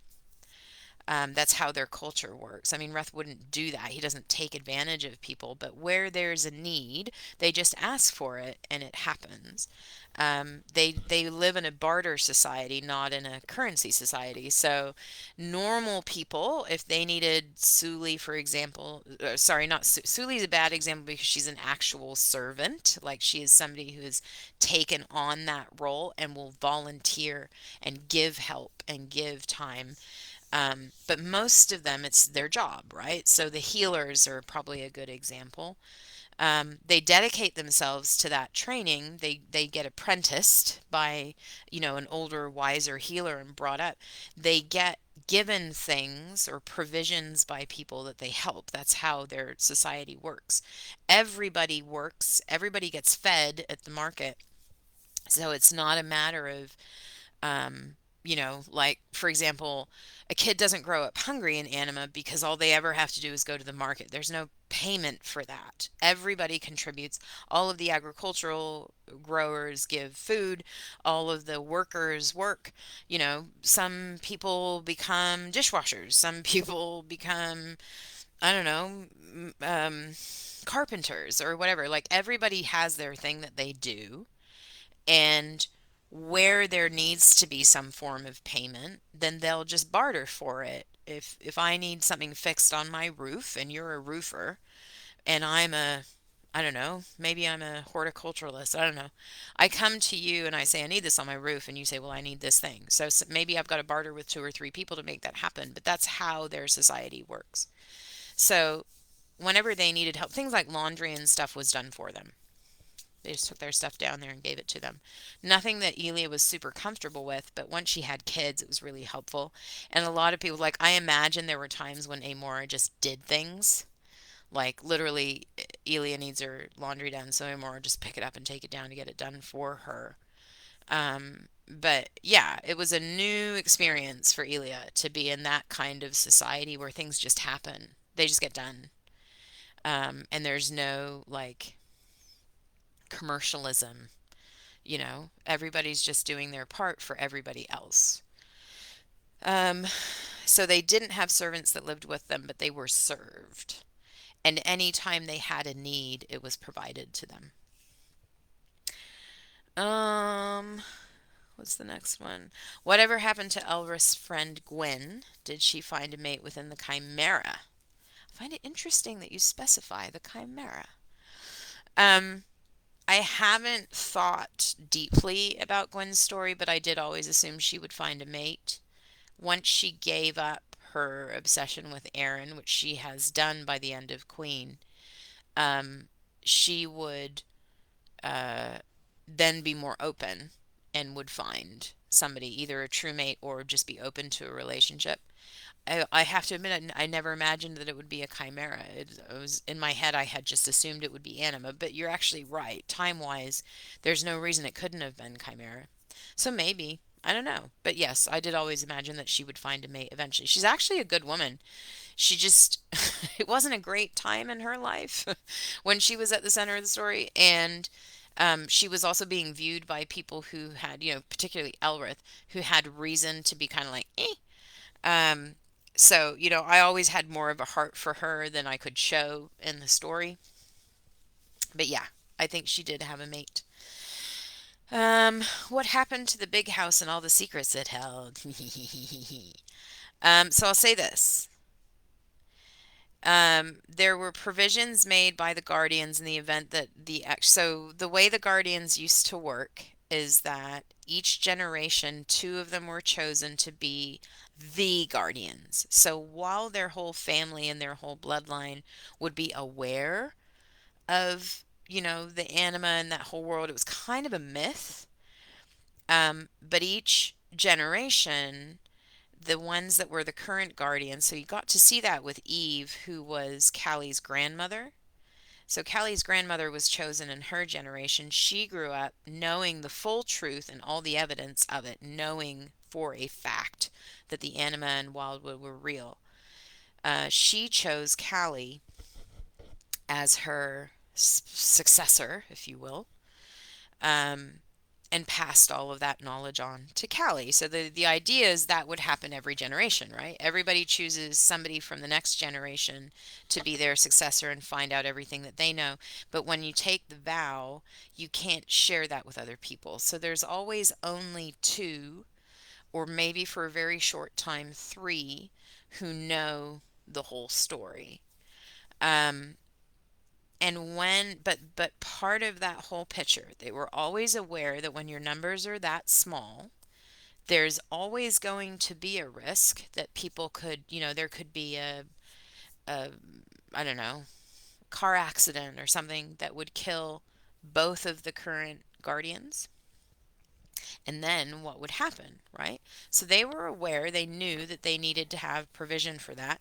And in the modern world, what you do is you have a will and you have an estate and you leave your, inheritance, if you want to call it that, to the next generation. When the end of Queen happened and all of the protectors were called back to Anima, Callie and Gari had become the guardians, even though Gari was Anima, and they were training up Reese. Well, then Reese has to go too, right? And then they try to kill Gari and blah, blah, blah. The whole point is um, not every protector made it in time. Most of them did. But there was a small number of protectors and protectors' families that were human that didn't make it through. And when it was legally determined that Kali and Gari had died and that their son was disappeared or also dead and nobody knew what had happened, then the legal system then picks up and contacts the next of kin, right? So there were provisions made. And in the end, what you have is a combination of protectors and human guardians who continue to protect that portal, even though it's technically closed. It isn't fully closed, we know now, but it's technically closed. And they continue to hold those secrets. And they continue to be there in the event that anybody passes the portal again. So that's what happened. They're still there. That home, the big house, is still the big house, but now it houses protectors' families.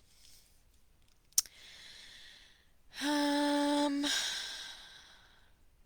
okay, so I am going to talk about some things that are specific to the side stories for King and Queen. So if you haven't read those, it's up to you whether you want to hear this or not. Jerry wanted to know if Gari got to enjoy his equine form in paradise. Short answer is yes, of course. Um, they don't do a lot of shifting because there's not as much of a need for it, but just for the joy of it, sure. Um, Amy wanted to know if Reth and I should probably check in case somebody had something to say in the comments. Sorry. Um, okay, I think we're good. Eve was legit. Yes, she was.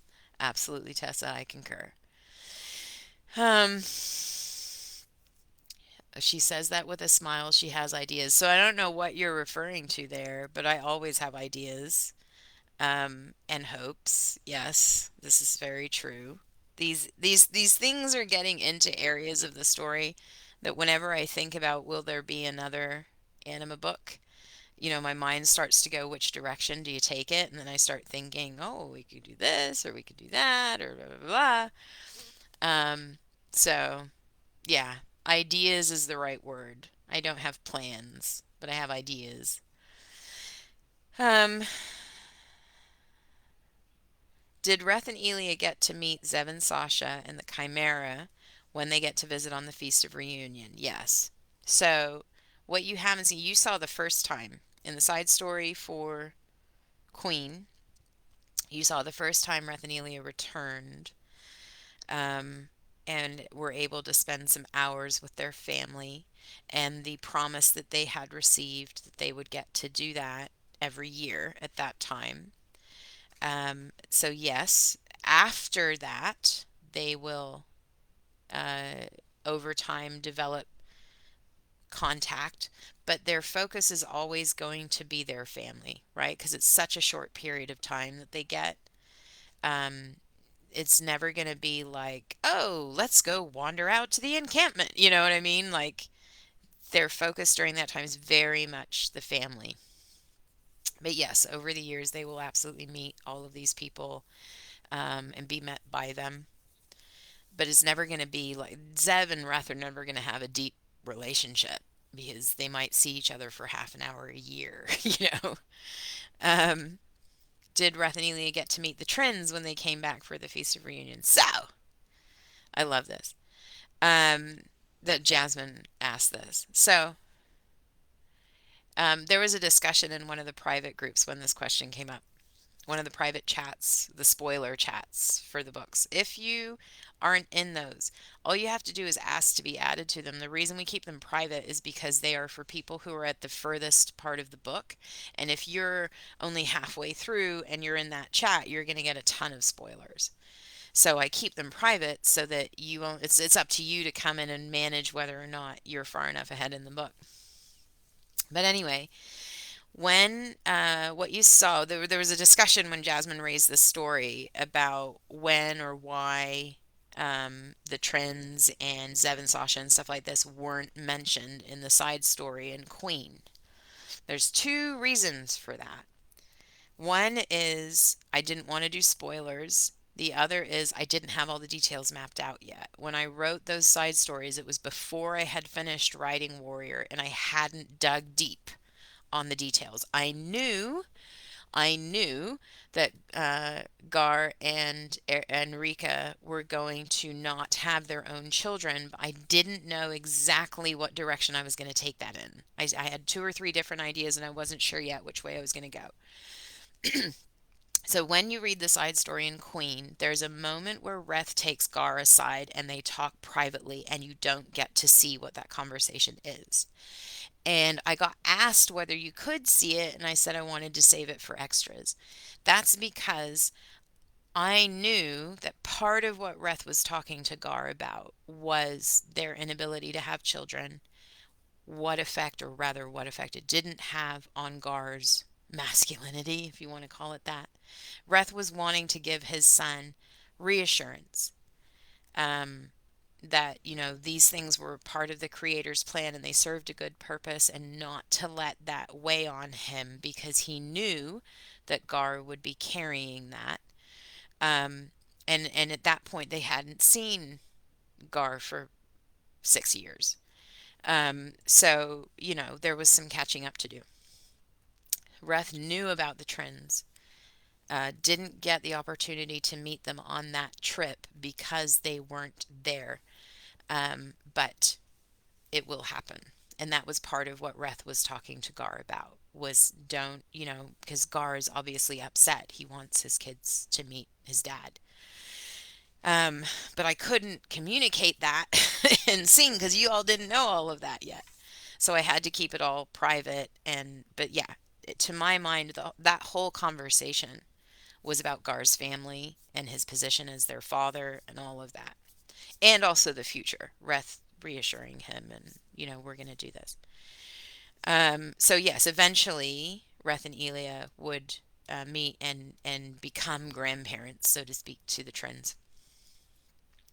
Melissa says, "Why not say triplets?" Um, I don't know. What happened was, I find the word triplets uh, not hard. I don't know. It's annoying. Not annoying. It's just a long word. It's a lot of syllables. Um, so I didn't, and it just was too simple, and it also conjured images of humans, and I didn't want to do that. But there was three of them, not two. So I kind of, in my mind, it wasn't like I sat there and went, "What could I do? I'll cut those two words in half and put them together." It didn't happen that way, but that's kind of what happened in my head. I went, "What could imply three but not humans?" And I went, "Trins. Hey, that sounds cool." And it just went from there. I don't know why, but for whatever reason, in my mind, they needed a different name than triplets. Did the creator bring Gari and Callie back to visit like he did with Reth and Elia? I haven't decided yet. That's the honest truth. That's another one I keep going back and forth on. My inclination is yes. but I haven't decided yet. And then, last question. So if you have other questions about things that we have discussed today, put them in the comments now. I'll have a quick look when I'm done answering this one. This is one that I got in lots of ways from lots of people, but Deanna was the first one to actually put it in the post. Will there be any more stories added to the anime series, or is this goodbye forever? I think I've told you all ever since the end of Queen, when I swore that was the last anime book, and then it turned out not to be. I never say I am of the never say never now. So now I'll go, I don't know. I will tell you that I want to stay in anime, but anime is not high earning in its sequels. Sequels are very hard to earn from in any publishing model, but particularly in serialization where the stories are so big. It's not a matter of if I put out another anime book that they can just go, oh, well, I'll just buy those other three books and read them in the next 2 weeks, right? It's months of commitment for people to get through all of them. And a lot of people are like me and they don't like spoilers. So as soon as they know a book is a sequel, they look at it and they go, that sounds cool. Oh, I'll read the other ones. But then either they start the other ones and never get through them all, or they just mean to start it and never do. So sequels are not good earners, and unfortunately, that means sequels don't really pay for themselves. So, in the short term, there will not be any new books. I can tell you definitively there will not be any anime book in the next 6 months. And I don't have a plan to do one in 6 months. I'm not giving that time frame because I have a secret plan. I'm giving that time frame because I know which books I'm going to be writing over the next 6 months, and they're not anime books. Um, but I do foresee anime content, and by that I mean these little extras, these little, you know, two or three, four or five chapters that are a side story. Or I just did one over January and February that was Laren and Sully and their adult children, and how Laren and Reese kind of found peace with the differences between them as males and their family. Um, Stuff like that, I can say I will keep doing. Not necessarily every month, but if you're on Patreon, that's the best place to be because anytime I get a little hankering to go back into anime and I write a little extra, that's probably where it's going to end up. Um, I didn't close, so and this is a technical thing. In web novel, when you finish a book, you finish a story. If you mark it complete in the system, like if I tell the web novel platform, this book is completed, I mark it complete. From that point on, I can only ever add to that story one time and all together at once. I can never go back and do like a daily updates on it. Unfortunately, that wasn't the case when I clicked complete on King and Queen, but it became the case afterwards. So it used to be you could mark a book complete and then reopen it and work on it again if you wanted to. So when I marked those two complete, that I could still do that. Well, then they changed it, and because those two were already marked complete, I was down to one time only.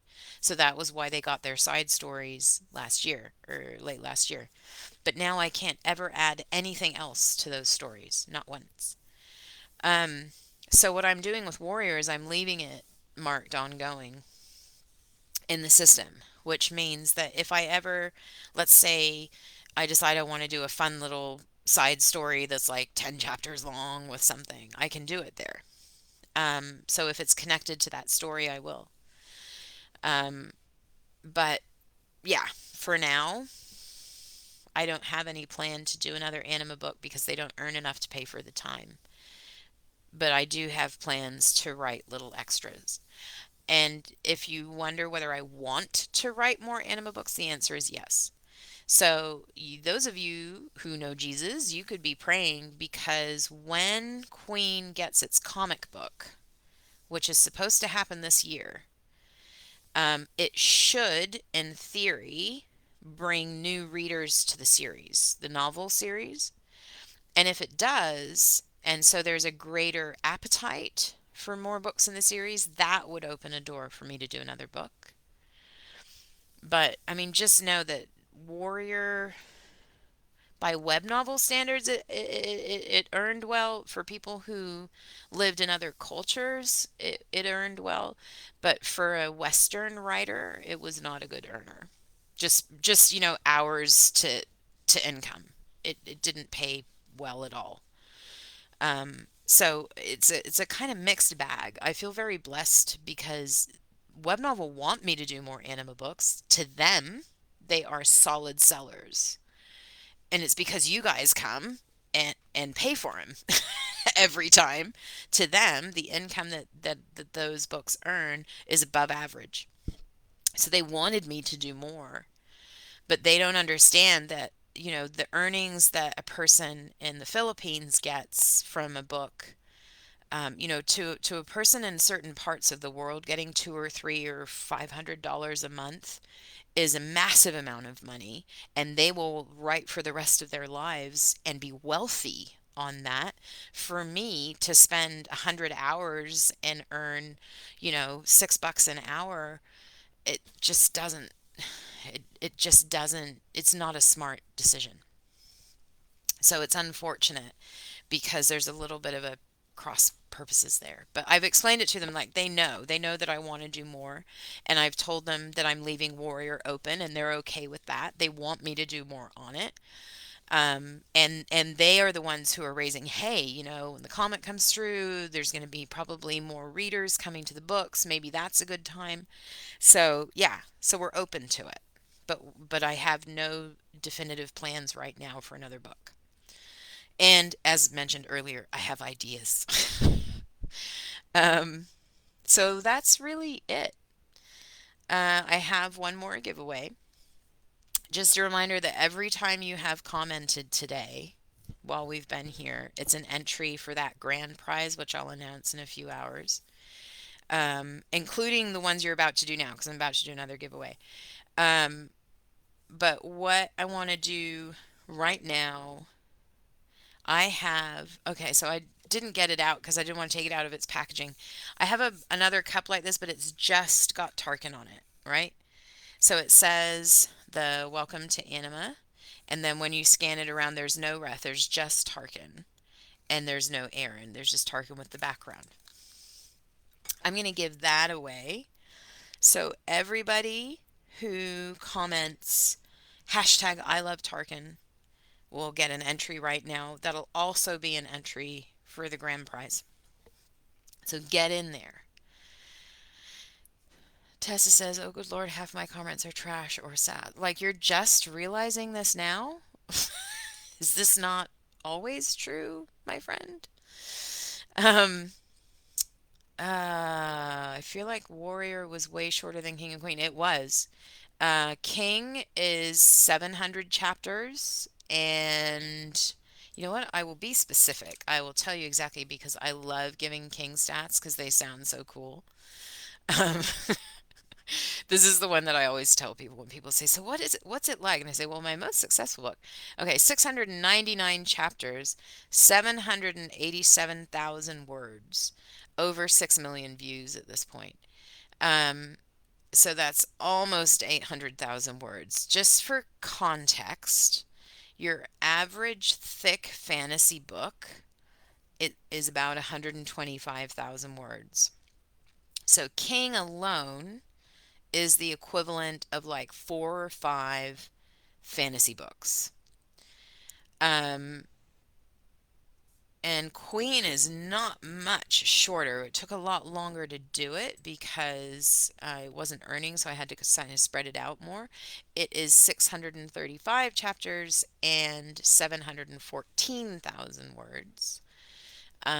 But only like just under 2 million views. So it's like a third of King. Warrior is only 250 chapters, so that's less than half of the other two. and 315,000 words. So the chapters were a little longer on Warrior. So it's almost half of the word count. Not quite. So yeah, it is a lot shorter, but it also is a shorter story to tell. I know that there was some parts of it that you guys wanted me to get into deeper. It just wasn't there. There's a combination of um, always intending for this book to be shorter, so more focused, so not bringing in secondary plot lines as much. So I had secondary relationships, but they all still revolved around the main plot line. The reason King and Queen are so big is because I braided several plot lines together. So they told extensive stories on more than one level. Um, so I always knew that Warrior wasn't going to do that. It was going to be an A to B to C story. But that also meant that there's some of these side stories that I know you guys wish we would have told, that didn't get told in this story. I know that you wanted to see the battle. That's probably, to be honest, that's probably the one aspect of this story that I wish I had told was Gar and Rika's uh, final battle. And so maybe, I mean, that's the advantage to leaving the book open. Maybe there's a way to make that happen in the future. But right now, the reason I didn't ever get into that was because really it wasn't like the war with the humans. It wasn't like that. It was very much a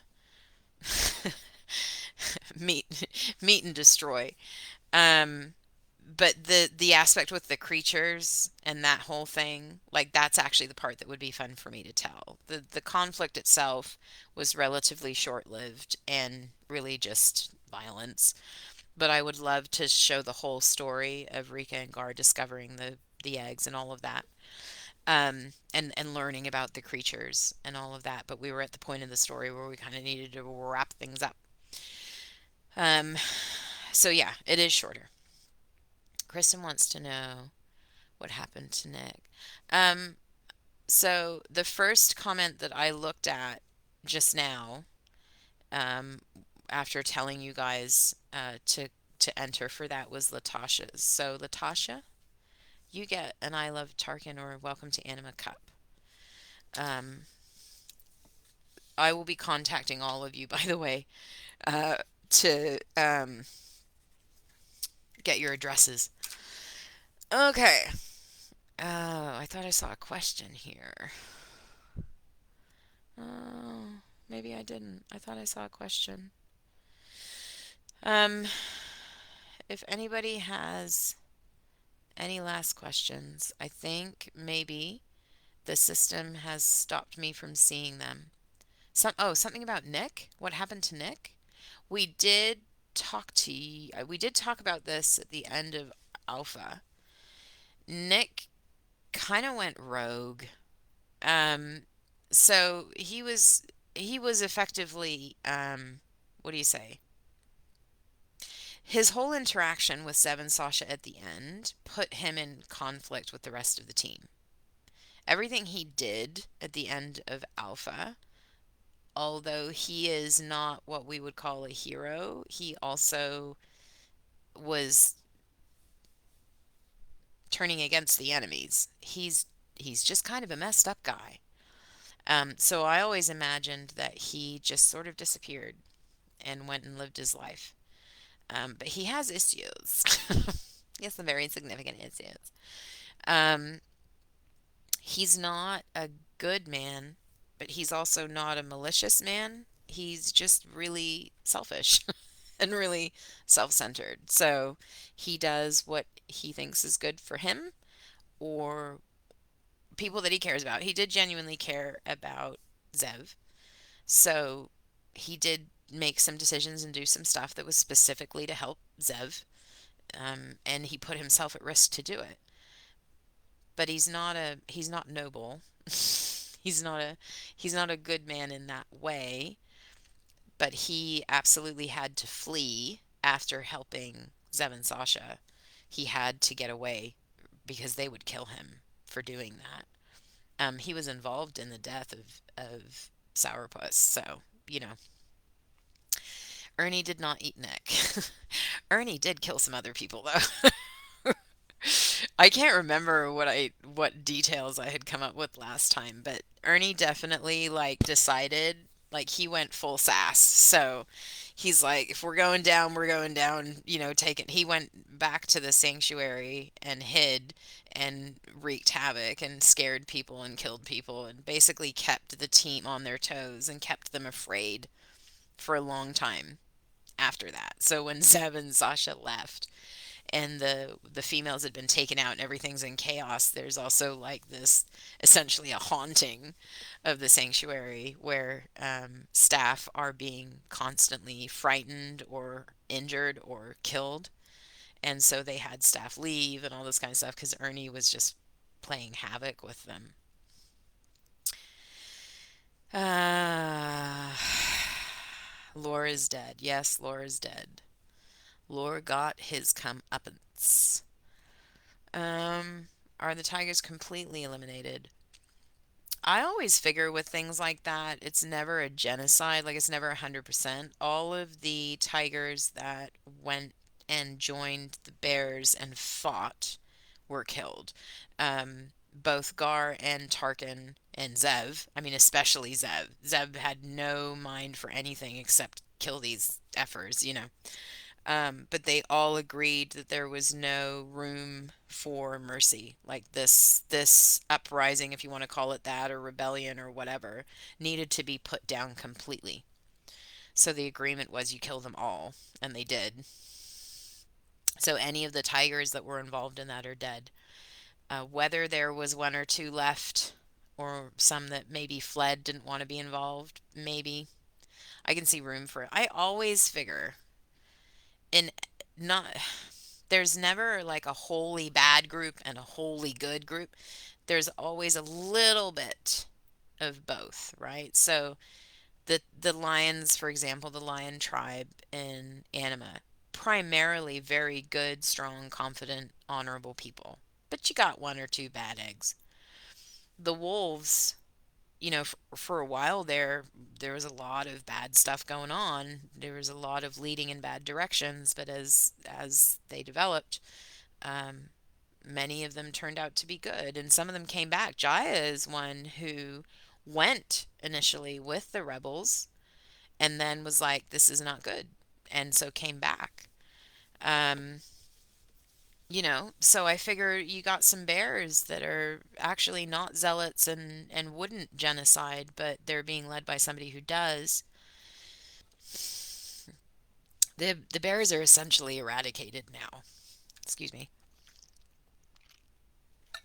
There would be some that kind of kept to themselves, but they would not be ones that would cause problems for the anima because they just didn't want to have anything to do with any of it. So they just go off. I mean, bears are more independent anyway. They would just go off by themselves. They wouldn't engage. I already answered that one. Are the twins part of the uprising?